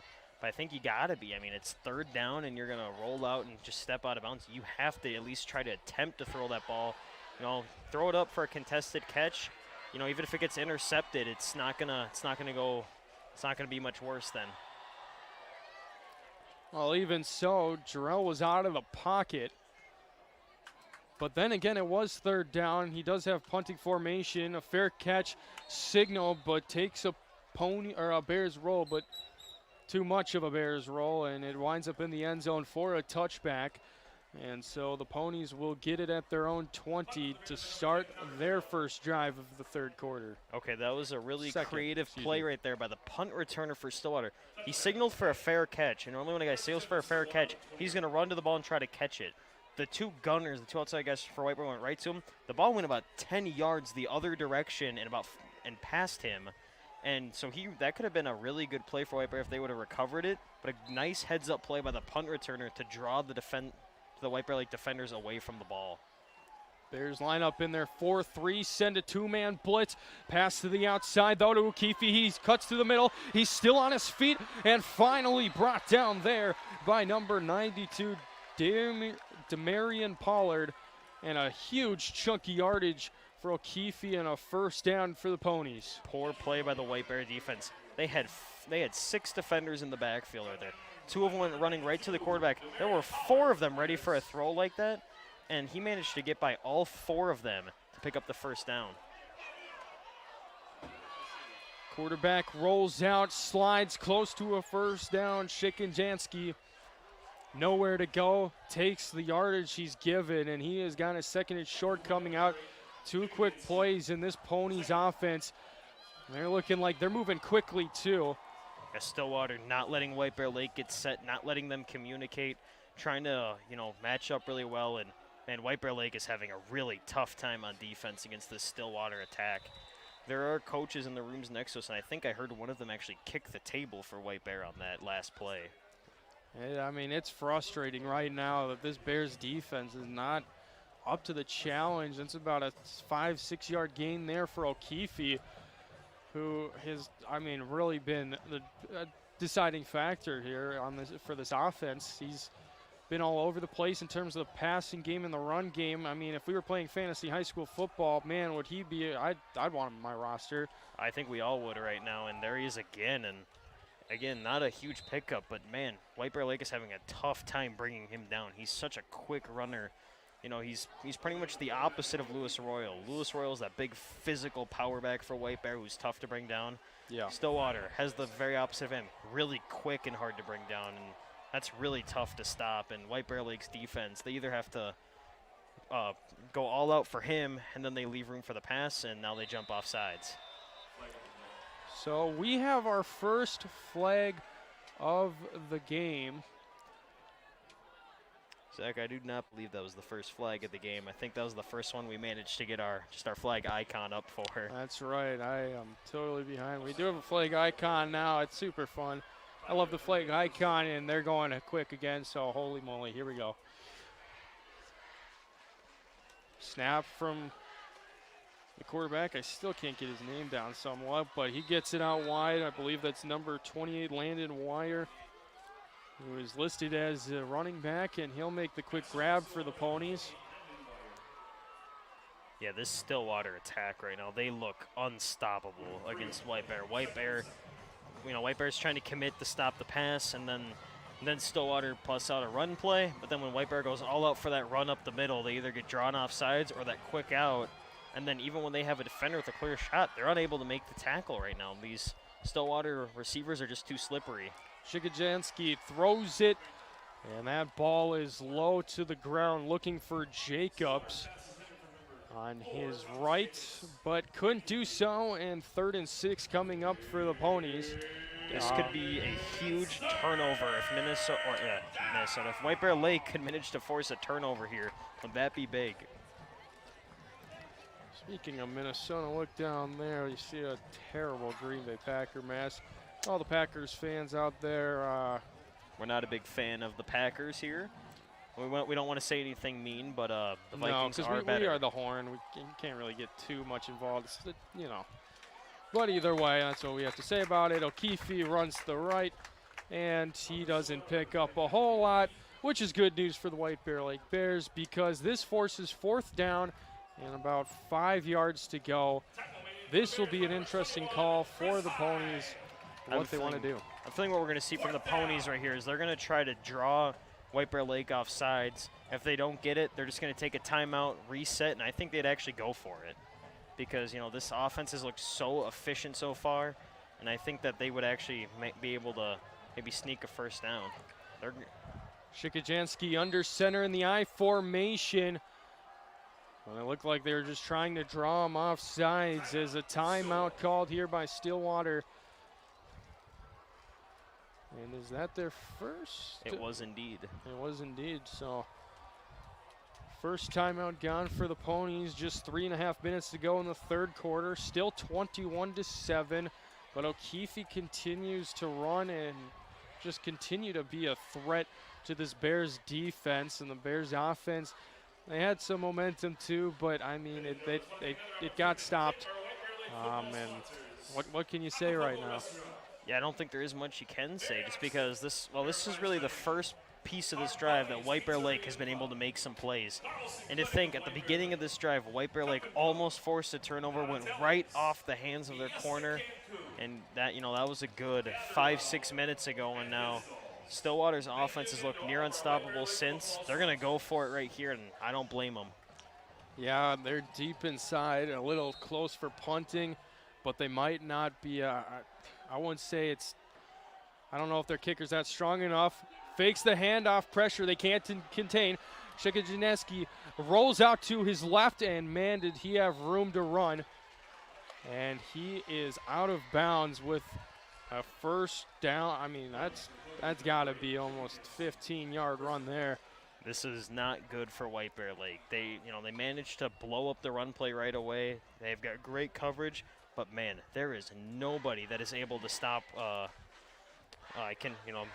I'm not even going to attempt to pronounce the Stillwater quarterback's last name. I'm just going to call it Max. There's no way they're stopping Max right now when he's running. Shikajansky under center. High formation, snaps the ball, gives it to O'Keefe, but this time the Bears get a nice stop on him, and it's only a gain of 0, and they will mark him at the line of scrimmage, so 2nd and long coming for the Ponies. And maybe we can see the Bears start to stop this run attack. I have a feeling this is going to be a play action to Stillwater, and it's either going to be a busting coverage for White Bear, or he's just going to take off with it. I don't think they're going to try running it again here, and I don't think Stillwater's going to try running it. I think this is going to be play action right here. Same look for Stillwater. Shikajaniski hands it to his fullback, though, but not too far he gets, as it's Tanner Voigt who gets the handoff. Ponies trying to get a little sneaky there, but they only get about 4 or 5 yards, and they got about 3rd and 5. This is a tricky spot right here for the offense and the defense. If you're Stillwater, do you think this is 4th down territory, or do you throw the ball? Well, they're going to hand the ball off to O'Keefe, and he is in, and that is absolutely devastating to this Bears squad. And now a 3-possession game. Yeah, this is a tough spot. And now for the White Bear offense, you can't run your game plan of power running. You're going to be forced to throw the football. And as efficient as White Bear's offense has been at times tonight, they've not been able to consistently throw the ball. This is a really tricky spot for the White Bear offense, and then the defense. Whenever they start to get any momentum, they can't keep it. Extra point once again good. And the Ponies are up 28-7. Just over 2 minutes to go here in the 3rd quarter. And like Gabe said, I mean, you don't have much time, obviously, here in high school, 12-minute quarters, so you're talking about 14 minutes left of game time.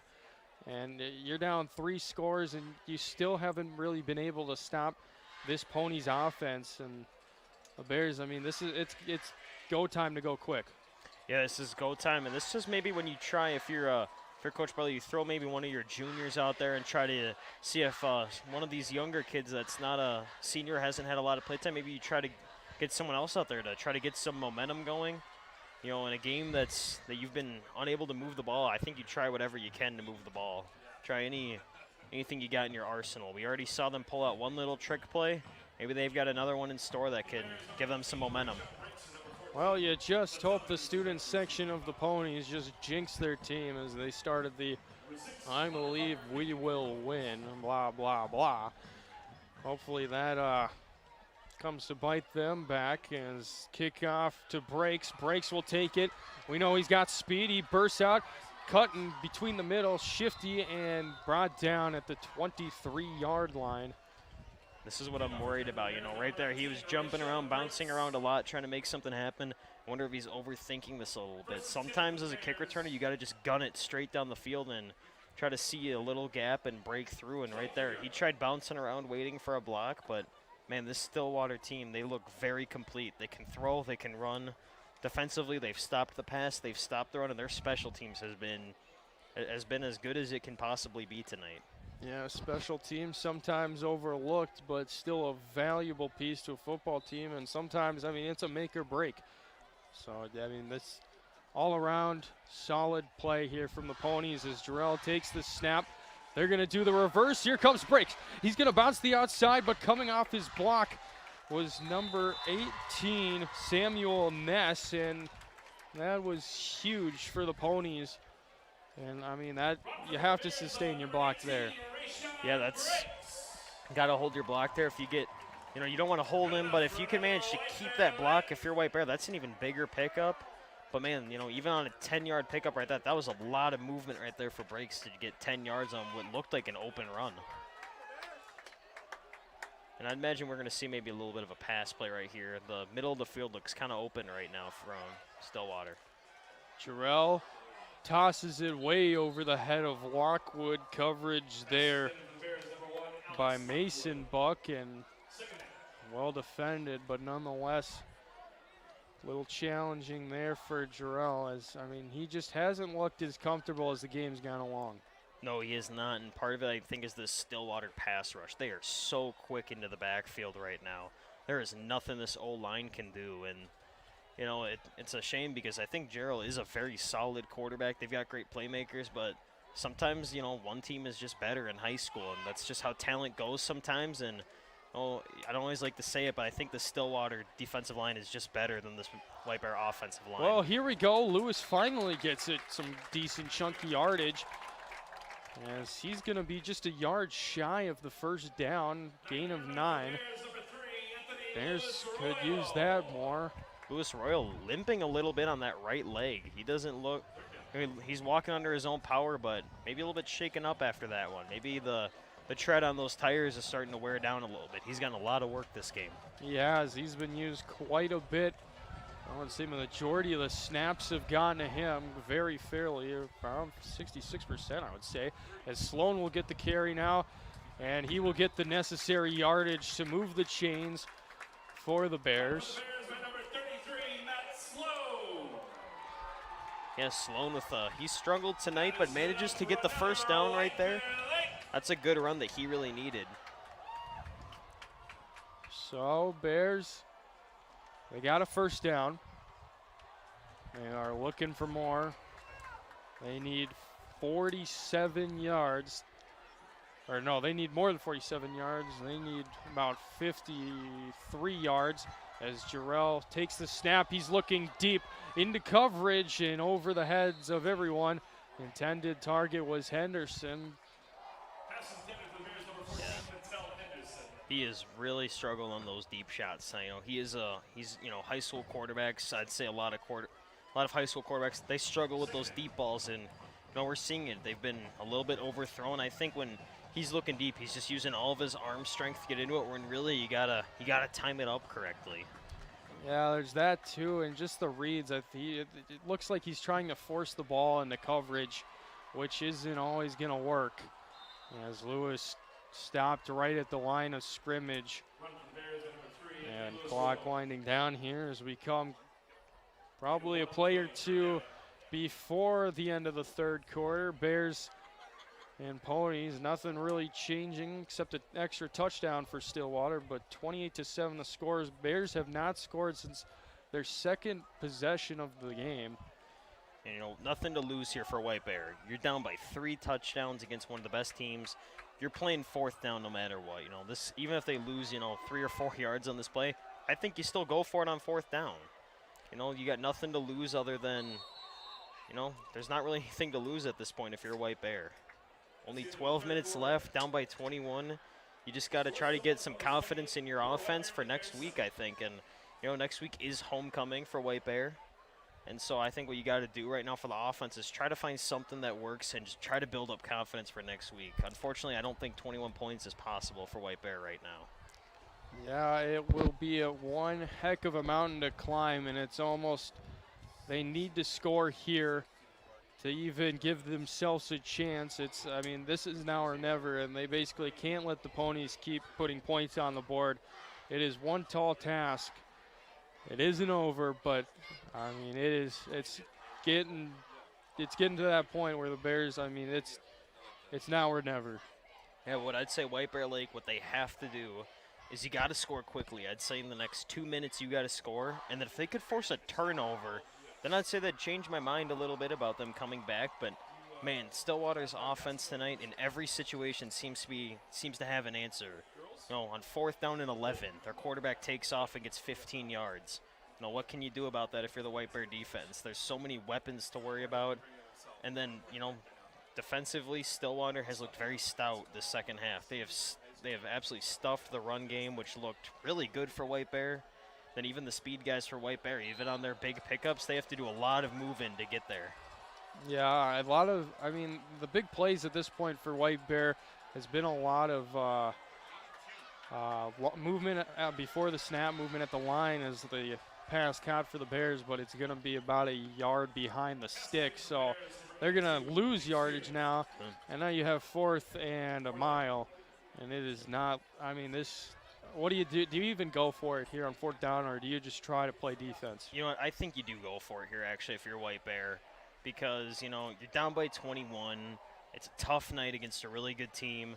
If you manage to make it, you get a lot of confidence. If you don't, well, you're kind of still in the same position either way, because Stillwater's offense, whether I think if they're at their own 1 or, you know, the 40-yard line, they seem to move the ball no matter what happens. So I think you take the risk here. If it pays out, great. If not, well, not really in much worse of a position.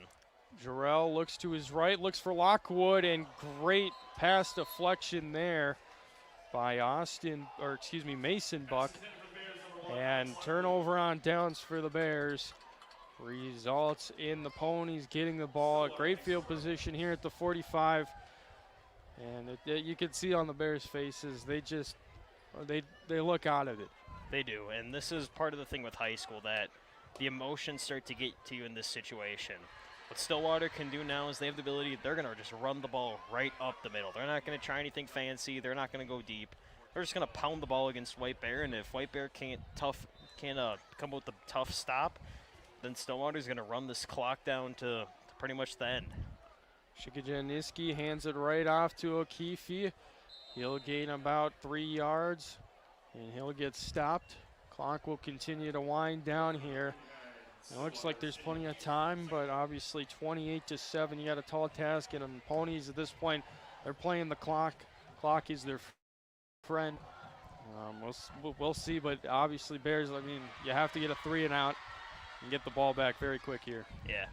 And one thing that I will say is a vote of confidence for the White Bear offense.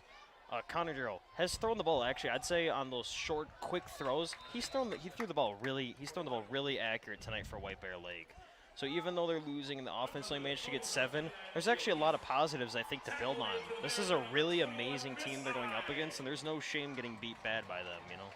Yeah, I mean, this like you said, this is high school football, and I mean, with high school football, you definitely have a lot of different levels of teams depending on who you play, and this is a power team. This is a powerhouse school in the Stillwater Ponies. They've come back, they've revived their program after being on the low for the past few years, but they're back in being in tip-top shape like they have been in previous years.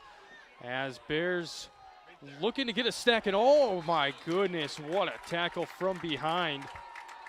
And if you're Stillwater, I don't think you like to see that. You don't want your big-time quarterback taking a big hit like that. And he got hit right in the chest, and he got hit in the back right there. Chris Himes just jumping on and almost, I mean, going for the ball there. But, yeah, that's a massive hit. You don't want your quarterback taking here as we wind this game down, getting close to dead minutes. He looked like a grizzly bear, Zach, right there, going for a fish right there. Oh, he wants his honey or something. My goodness, that is. There was something that he didn't like, and he went right for it. That was a really good tackle, and you know that's where some of the frustration comes out on good hits like that. Sometimes they end up being a little bit dirty, but right there, great hit, and a terrible punt right here by Stillwater. Oh, never mind. It takes an outstanding bounce for them. Chance Swenson slipped on the punt. It wasn't a great initial punt. It just went up in the air, maybe like 10 yards, but does take a great roll, Ponies roll, and Bears backed up once again with 8:48 to go here in the fourth quarter. Jarrell will take the field with his offense. Lockwood will be the receiver out to his left. He will also have, it looks like, number 82, I believe, maybe tight end. yeah, that is Nick Veer. And then you got Henderson out to the right, and I believe this is going to be encroachment or offsides on the Ponies. And it will be, so Bears will get an extra 5 yards here to start this drive. Yeah, Stillwater showing rare pressure right there. They've really only had to rush 4, and they've managed to get really good pressure. Right there, they try to blitz, and Connor Gerald with a really good quick count right there, and he got the Stillwater Ponies to jump right there. Now, I know it doesn't matter too much, but for confidence in an offense, this is really big for White Bear. If they can manage to drive down the field and score, you know, that momentum and that confidence does carry over from week to week, and especially in high school. Pistol formation once again for Gerald. Lewis behind him, triple set to his left. Gerald takes the snap, steps into the pocket. He's hit. They're going to rule a pass incomplete. Ponies. Ooh, Gerald's down right now. He got oh, man. A little slow to get up. He was grabbing his shoulder. Ooh, that didn't. He took a big hit right there, and he's coming off the field a little bit slow.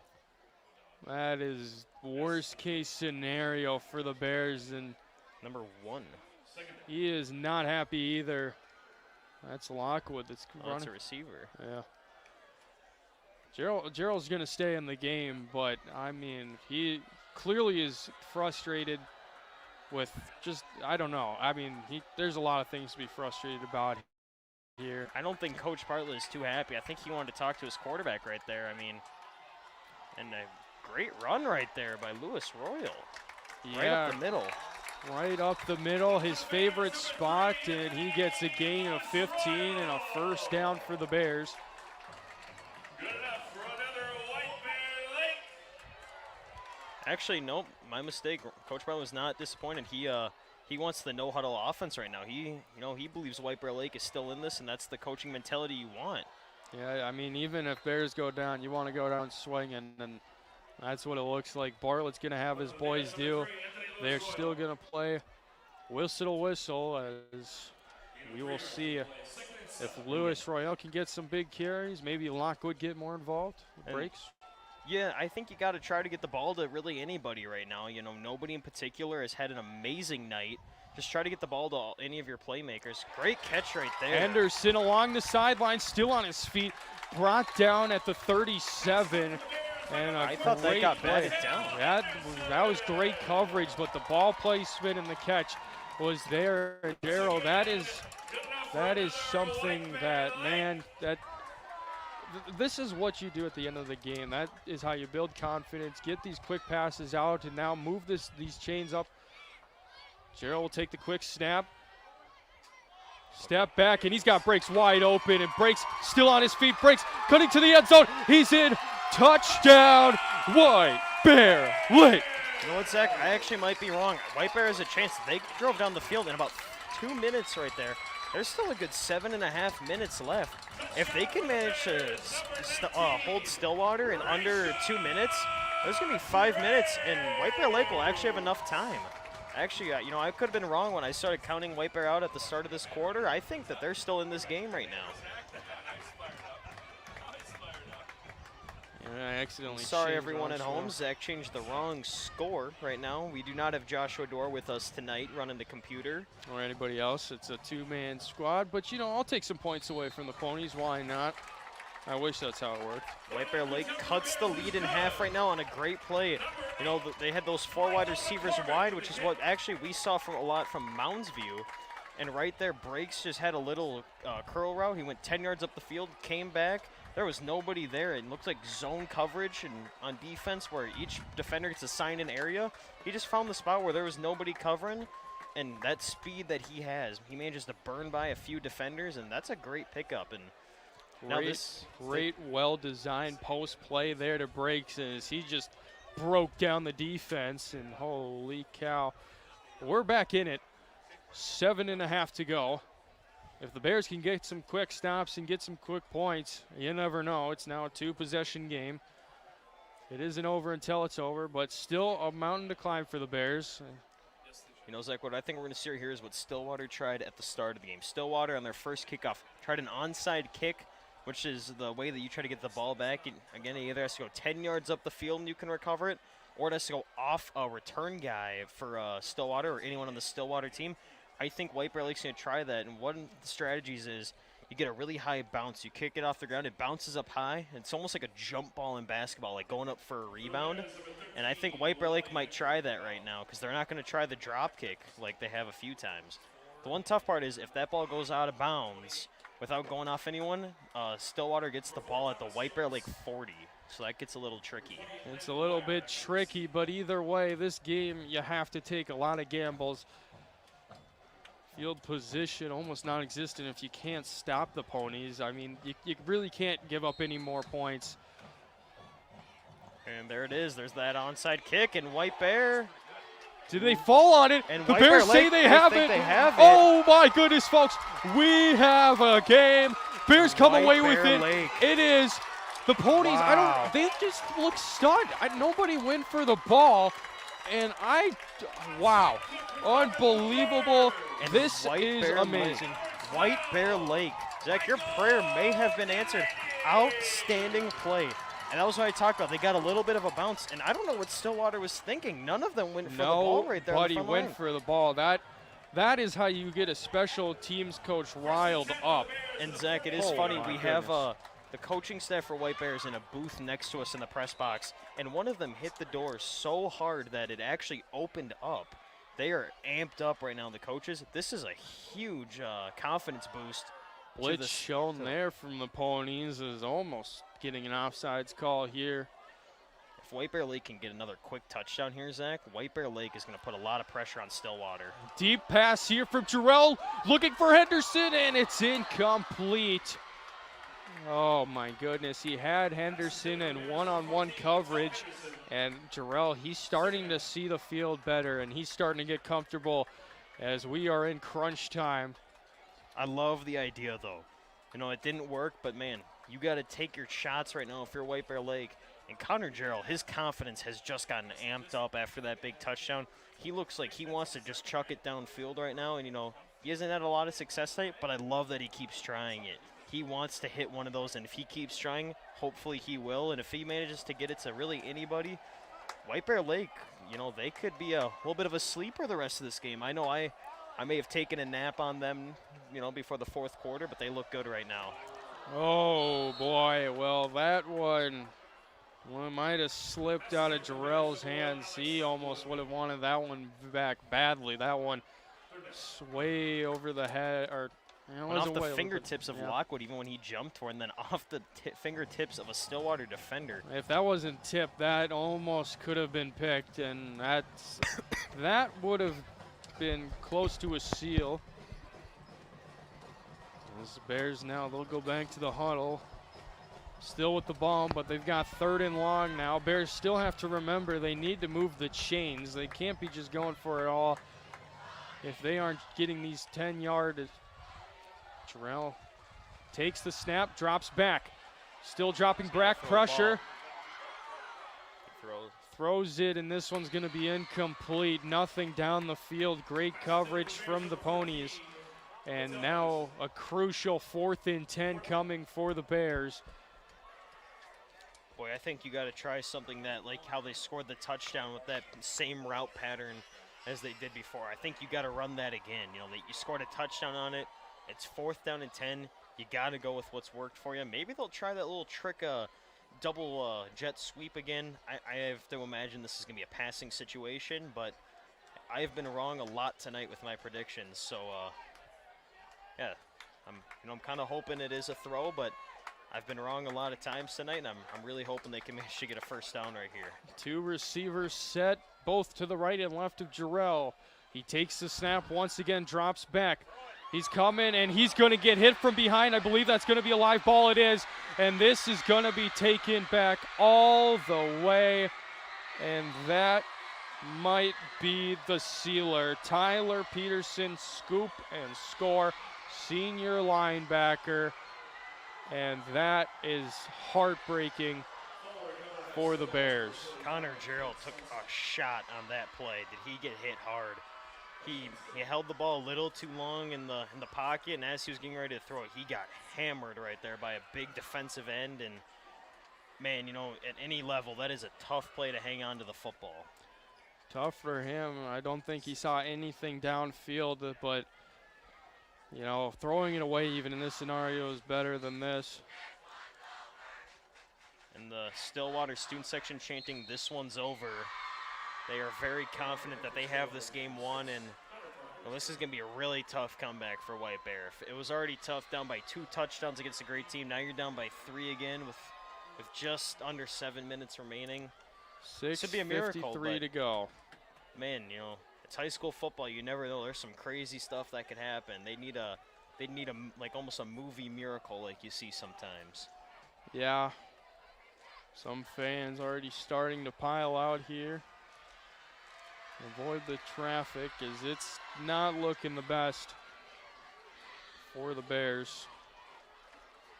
Yeah, this is gonna be a tough situation for the Bears, but I'd imagine they're just gonna come out, throw the ball, try to get in the end zone one more time, get that confidence up, try to end it, with as close a score as possible. So kickoff coming here for Stillwater. Bears will get the ball back, but now they're 1 touchdown farther away from tying this game up.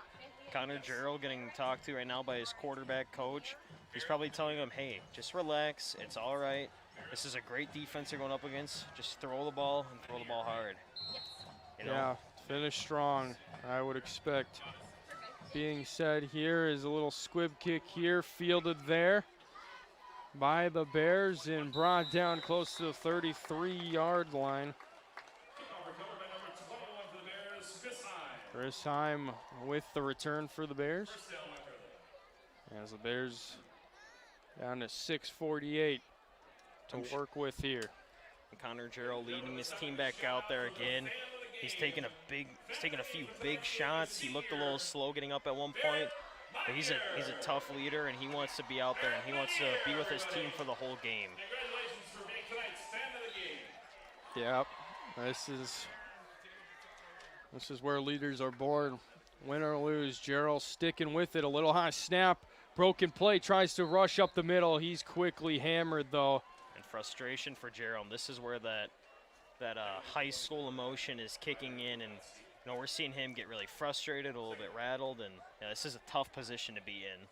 You're getting beat bad. It's a Friday night.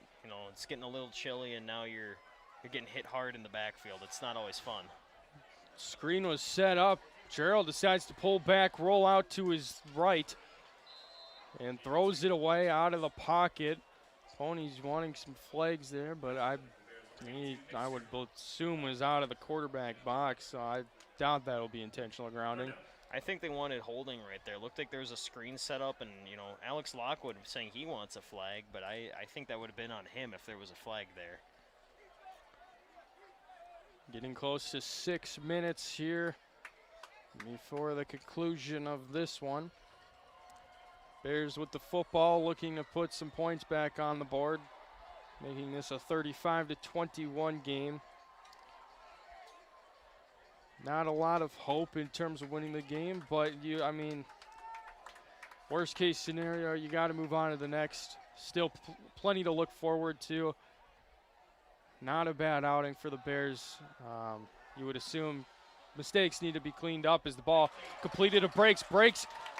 Beautiful run there, uses his speed, and he should just have enough for a Bears first down, and they are going to give it to him, so there you go. And Gerald manages to get the first down, but not pretty again. He's forced to roll out, and this is part of that high school. I think he's starting to get frustrated. He's just expecting a pass rush to come instead of sitting back trying to throw that ball quickly. The minute he gets the ball, he's starting to move a little bit, and he looks a little bit jittery in the pocket right now. Yeah, it's hard for a young quarterback especially to be comfortable in these situations, trying to do things out of your control, trying to force things. And here comes a pass rush from Stillwater.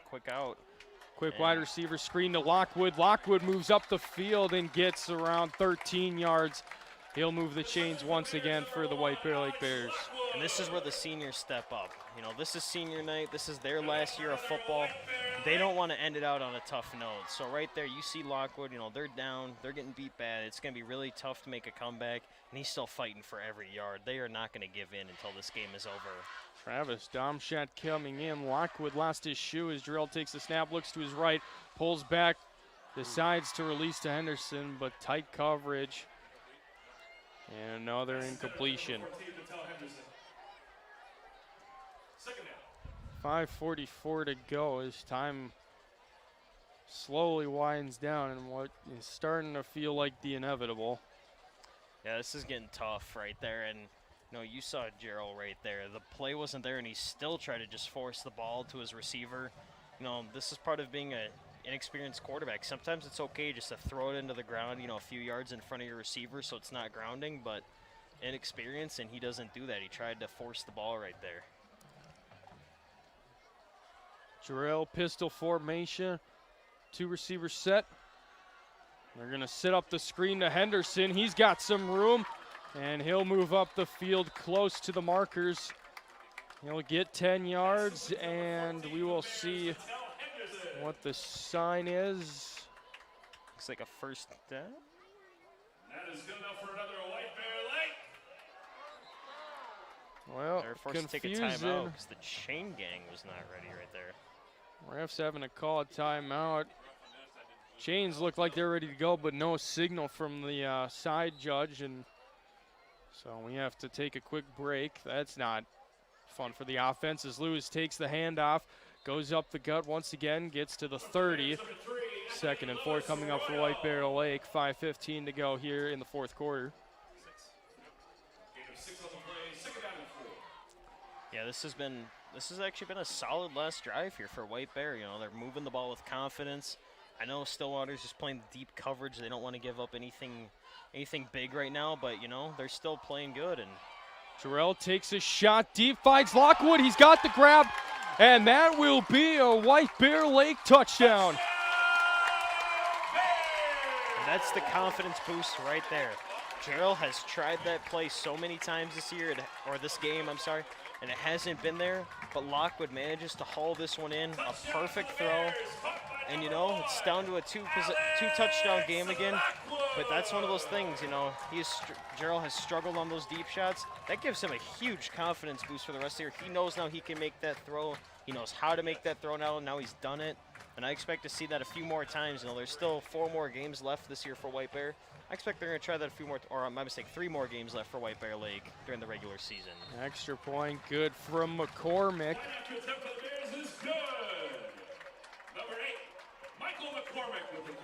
So 35-21 now the score. 4:54 to go. You know, if White Bear Lake can manage to get an onside kick yet again, Zach, that would be pretty impressive, and that would put them in a spot that, you know, like I said before, they might actually be able to make a little bit of a comeback. Well, the Bears, nonetheless, this helps them get ready for homecoming week next week against Anoka. That's always a game you want to win in high school. You know, you always want to win as many games as you can, but if you could only pick to win one game as a high school student, you'd definitely pick to win homecoming. That's when everyone's there, the grandparents, all the students show up to that one, even if they don't like football.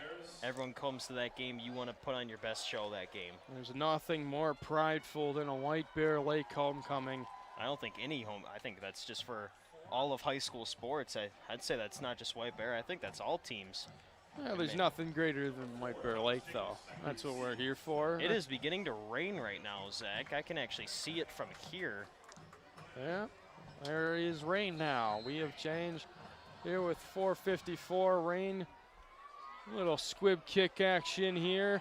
Jacobs has to go return it from his 5.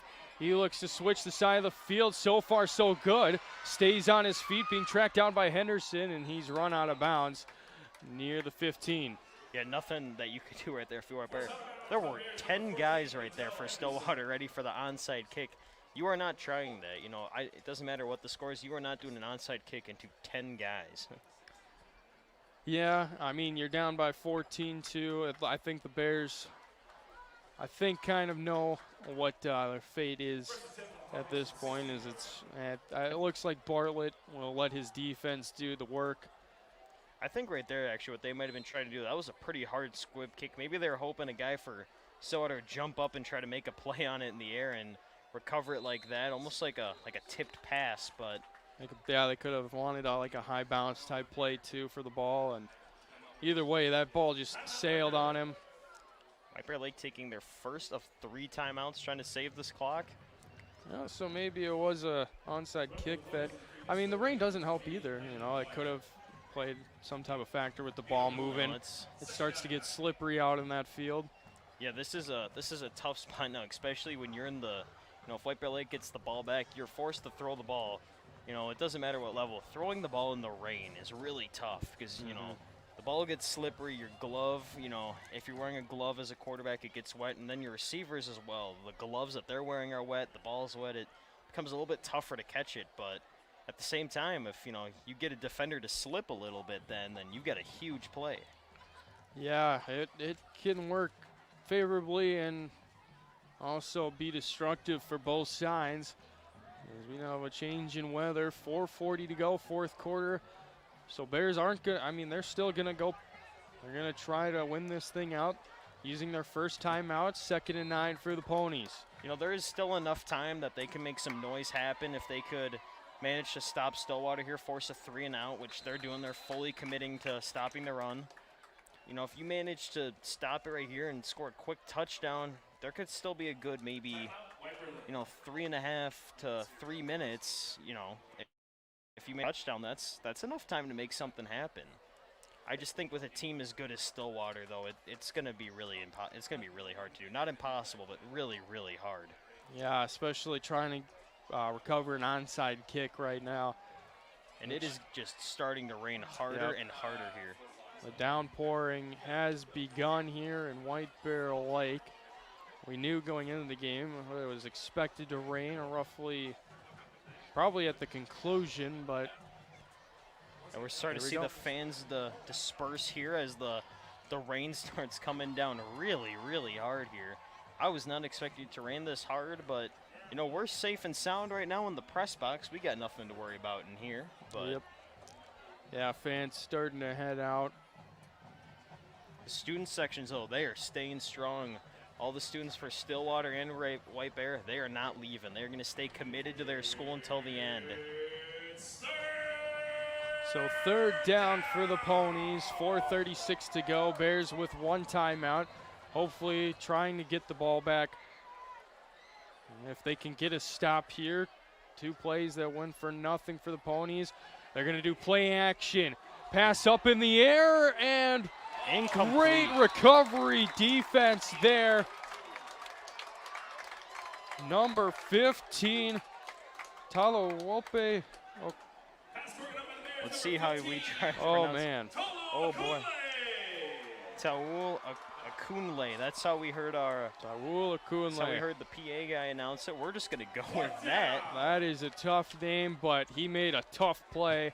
That was an outstanding play. It looked like the fullback or the tight end. I couldn't tell which for Stillwater on that play. Kind of snuck out right there from his block, and he was wide open. Yeah. And off his back foot, that was a near perfect throw by Max Shikinjansky, which that's the first time I think I've tried to pronounce his name tonight. Josh Doger was the intended target. Cover here for the Bears, trying to bounce to the outside is Sloan. And he will be right around the 44-yard line of the Ponies, so we will see if the Bears can pull off some late magic here on what is turned into a rainy evening. You got to get a quick score right here if you're a White Bear. You got to make a quick throw down the field. The rain is going to make this a little bit trickier. But then for the onside kick, the rain actually might make this interesting because if that ball slips through a hand of Stillwater, White Bear Lake could pounce on it. This is going to be still, odds are very unlikely for White Bear, but it's certainly possible, more possible than I thought it was about, 20, 30 minutes ago. Yeah, for sure. Rain has kind of started to calm down once again, too. Still not nice to sit on if you're a fan in the bleachers, but well, Mother nonetheless. Nature seems to want White Bear to win. It's just raining for Stillwater, but not for White Bear. Jarrell holding on to the ball a little too long. Are they going to call it a live ball? They are. Wow. Now, I'm not sure how that's the call right there. That his arm was pretty clearly going forward. And a very frustrated Ryan Bartlett right now. And yeah, I do not see how that was. Nope, they're calling it incomplete now. So right there, that's a miscommunication. So the official that's closest behind the quarterback is the one that has to make the call. The far side official, who just saw the ball get picked up, ruled it a fumble. However, it can get overturned by the official that was closest to the quarterback. He overturned it, called it an incomplete pass. So the right call made on the field. I know the Stillwater fans won't be happy about that, but the right call made on the field. Yeah, coaching staff wanting originally we're trying to get their call, the one that they wanted, but instead, White Bear Lake ball, 2nd and 10. This is going to be a deep shot right here down the sideline. They've got those 3 receivers closest to us right now on the screen. I think they're going to take a deep shot.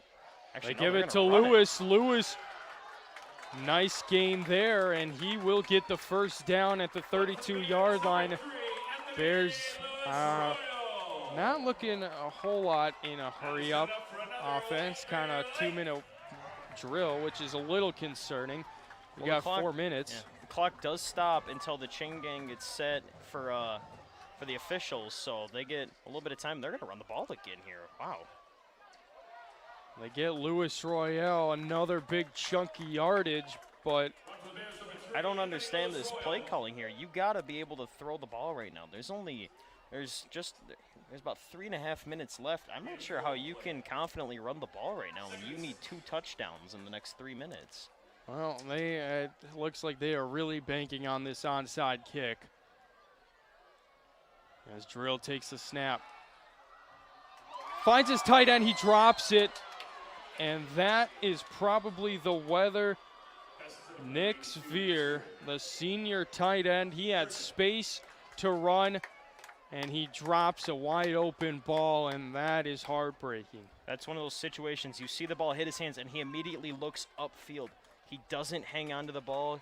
He tried to turn upfield before he had complete control. And Zach, I think if he would have caught that, I think he could have had 6 right there. There was only one defender that and Sveer is about a foot taller than him and probably about 50 pounds heavier, and he could have ran right through him. Bears instead will hand it off to Lewis. Louis Royale bouncing to the outside, still on his feet. Brought down at the 10, and a first down for the Bears. 3:12 to go. Bears aren't giving up just yet. Maybe some late night shenanigans here in White Bear Lake. Clock running, though. I'm dead wrong about this run game. They just ran the ball about 20 yards in 4 plays, and they're going to go to him again. Louis Royale once again. He gains roughly 5 yards. Brought down at the 5, though. Bears need to go quickly. Just under 3 minutes to go. Bears looking to try to force overtime. Bears have not been to overtime at all this season. I don't think the Ponies have either. Closest game Ponies had was week 1 against Centennial. It was a 7-0 defeat in Stillwater. As Jarrell takes the snap, looks to his right. Ball incomplete as he was looking for Lockwood. That might have actually been the right decision right there. That corner was right in front of Lockwood. If that would have been an on-target throw, that would have been picked off, and there would have been nobody to stop the corner right there. That might have actually been a good incompletion right there. Plus, it stops the clock for White Bear, and they need all the time they can get right now. It does. This is 2-down territory as it's 3rd and goal now for the Bears. Smart play from Jarrell. You can't force anything here. Your team still has a chance. And unfortunately, even if they don't convert right here and they manage to somehow get a safety against Stillwater, that doesn't do you any good. You need 2 touchdowns right now, and there's double coverage, I believe, on both receiver on our receiver right now. It looks like Lockwood has single coverage. Mason Buck. They've got Lockwood in the middle of the field. They got him. The Bears have a touchdown. 2:27 to go. There is a chance. There is, and now White Bear Lake, they're still down a touchdown, and they need this extra point. But, man, that is a big play right there for White Bear Lake. They needed that touchdown, and now here's what you need to do. You need to make this extra point. And, Zach, here's what I'm thinking about this. If they manage to convert the onside kick, you're playing for a touchdown and 2-point conversion. You do not want to go to overtime with a team like Stillwater. You're playing for the win, I believe, in regular time if you're White Bear. Interesting take as the extra point is up and through. 35-28. For those of you that have stuck around, which there's still quite a few of you, you are seeing a fighting chance from the Bears. This is something fun to watch. Bears were down 21-7 at the half. They've come all the way back. It's 35-28. Zach, I completely counted White Bear out. When there was 12 minutes left in this game, they were down by 21, and I completely read them off. I didn't think they had it. I thought Stillwater was just too good. But White Bear Lake, gosh, are they proving me wrong? And I am so happy to say that they're proving me wrong right now. Yeah, Gabe, there's a reason. They are fighting till the end right now. There's a reason commentators don't usually write teams off, and you're seeing it right now. You know what? If writing them off is how White Bear Lake is going to manage to make a comeback here, Zach, I will gladly keep writing them off. Yeah, whatever. Here we go. This is Bears football on the horn. And I think right here you got to try the onside kick. Basically the entire special teams of Stillwater is there right now. You got to try it, I think. You have to. This is almost. Actually, here comes the drop kick, I think. They're going to try a little bit of a low drop kick here. Well, here we go. Venter off his foot. This ball right to number 25, Austin Buck. That's going to be a penalty on White Bear, I believe offsides on the kick.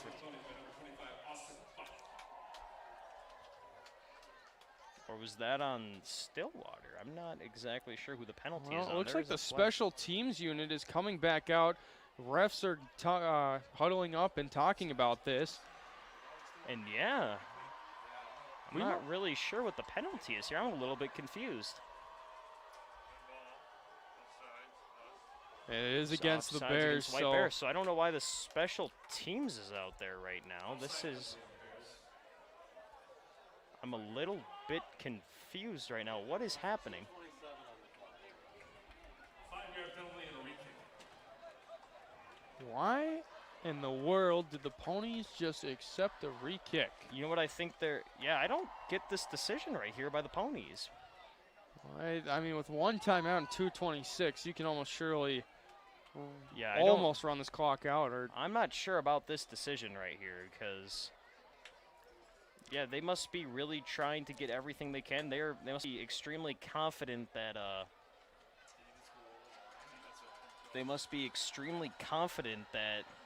they're going to recover this anyway. But man, if White Bear Lake could recover this, they would really show the Ponies something. Well, they're going to try the same thing. This is up in the air. And another penalty on White Bear.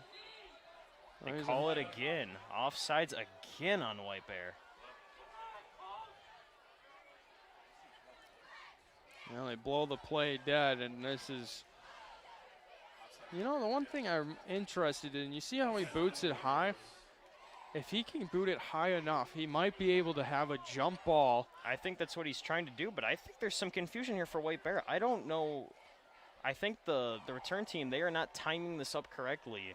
And the coaches right now, they're getting on their guys saying, hey, stop jumping off sides right now. There's definitely a confusion between the returnman and the kicker, just the timing.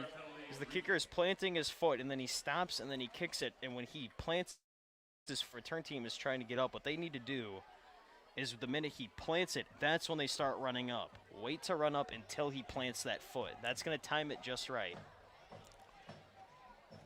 Take number 3, Venter. Here we go. Same formation there onside, and this kick is super far. It's buffed, though, on the ground. Ponies, though, are going to get there first. Oh, but no, the ball, White Bear Lake, they believe they have this. The ball was still moving, maybe. White Bear Lake believes they have this ball. Nope, and it is going to the Ponies. Stillwater ball. And late drama from White Bear Lake, but Ponies ball. Dustin Holman, and I'm not sure who the other coach was, they looked like they believed they had that for sure. You know, they get calm right away, telling their team, hey, we still have plenty of time to make this happen.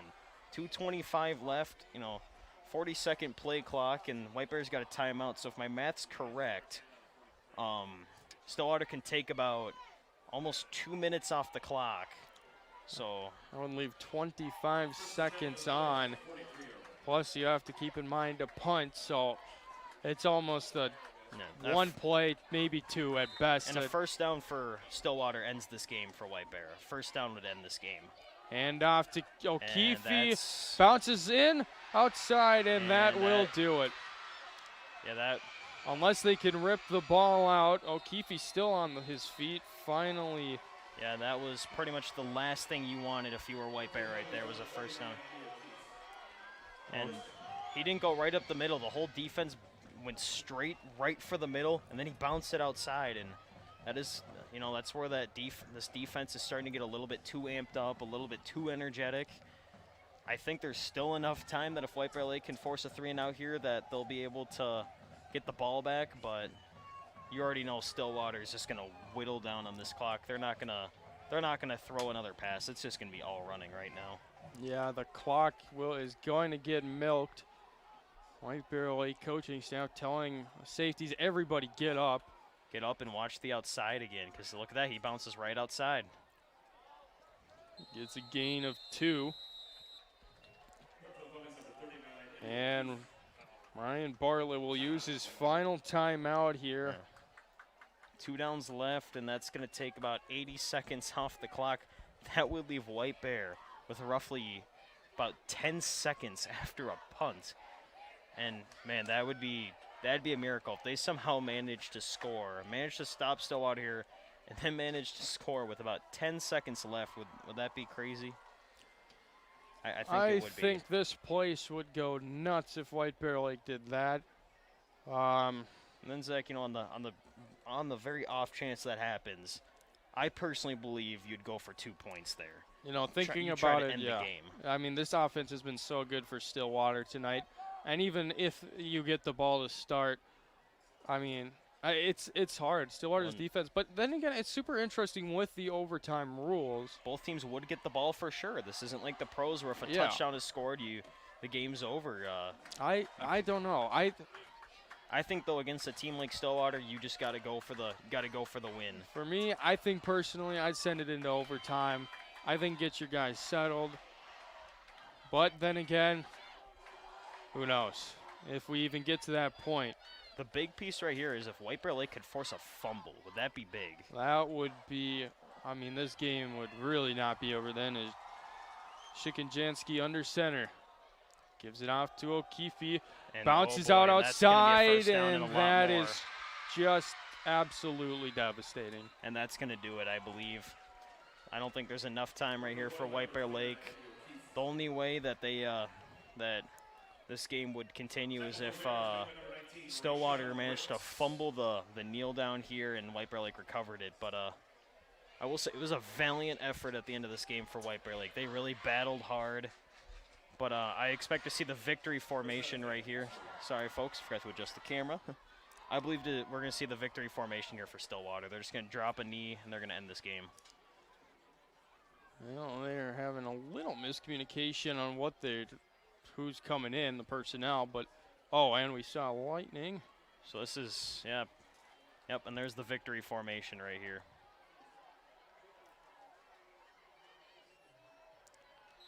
And there's the first kneel down. Ponies will just need to take one more, and that will do it here in White Bear Lake. The Bears put up one effort to come back, but they're going to fall short. Ponies will advance to 5-0 on the season.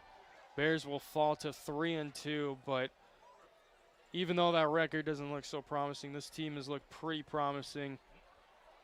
I mean, this team... playing a team like what Stillwater is right now, well, I mean, you could have seen blowouts from other teams. I mean, this. Yeah, I think White Bear Lake deserves a lot of credit, and I know that they didn't really get that offense cooking at full speed until the fourth quarter. But man, did they put up a valiant effort to try to end this game. I mean, it was very, very impressive. They had it down to the wire.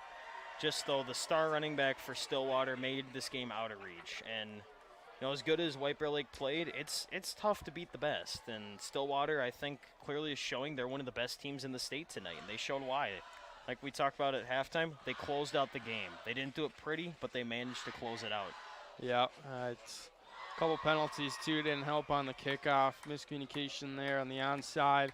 But giving up those first down hurt, and that will do it. We've seen the final snap here. The final score, 35-28. And, I'd say this was a very well-played game by both teams. White Bear Lake, you know what? What I'll say good about them, they really showed something in the passing game in the fourth quarter. They're showing that they may be good enough that they can compete with some of the best teams in the section. And, next week I'm not really sure who they take on for homecoming, but it's going to be a really fun game, whoever they're against. And White Bear Lake showed that they're good enough to compete with a great team, and that hopefully next week they can bounce back for homecoming. Yeah, so the Bears will be taking on Anoka next week for homecoming. We do have a couple other events next week. Next Monday, we've got volleyball, as well as next Thursday, we will have our final soccer broadcast of the season. And then next Friday, the big one, homecoming versus Anoka. And the first homecoming in 2 years, obviously due to COVID. There wasn't one last year. So it'll be fun to see this place packed once more. But final thoughts, Gabe, here from the Bears. What to take away as we look forward to next week's matchup between Anoka and winning a homecoming game. Well, what I'd say is White Bear Lake showed a ton of promise on the offensive side of the ball. They showed that they can throw the ball effectively. They can throw the ball deep at the end of the game. And they really showed that they can run the ball against a great team. Stillwater is one of the most complete teams in the state, and Lewis Royal, he just pounded right up the middle. And I think he showed how good of a running back he can be. So I think White Bear Lake, they're going to have a lot of confidence going into next week.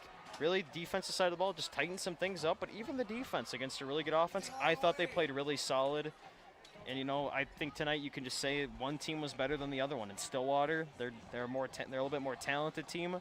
But, White Bear Lake showed some fight, and I think White Bear Lake might be a team that can maybe upset some teams the rest of the season. Yeah, White Bear Lake going forward. It'll be a fun finish to the season. They've got Anoka go on the road to Osseo, finish on the road at Totino Grace, and then from there we go into the playoffs. It'll be fun to see if they can make a playoff run. But Matt Sloan giving a speech there, but I mean, nothing to hang your heads about for the Bears, except for mistakes. I mean, that's the one thing that always sucks, is giving up the big mistakes. But as for this one, we will wrap it up. Once again, Bears lose 35-28 to the Stillwater Ponies. And I am alongside Gabe Bartlett, and this is Zach Chapman signing out. Wishing you had a great enjoyment watching this. Have a good rest of your night, and we'll see you next time.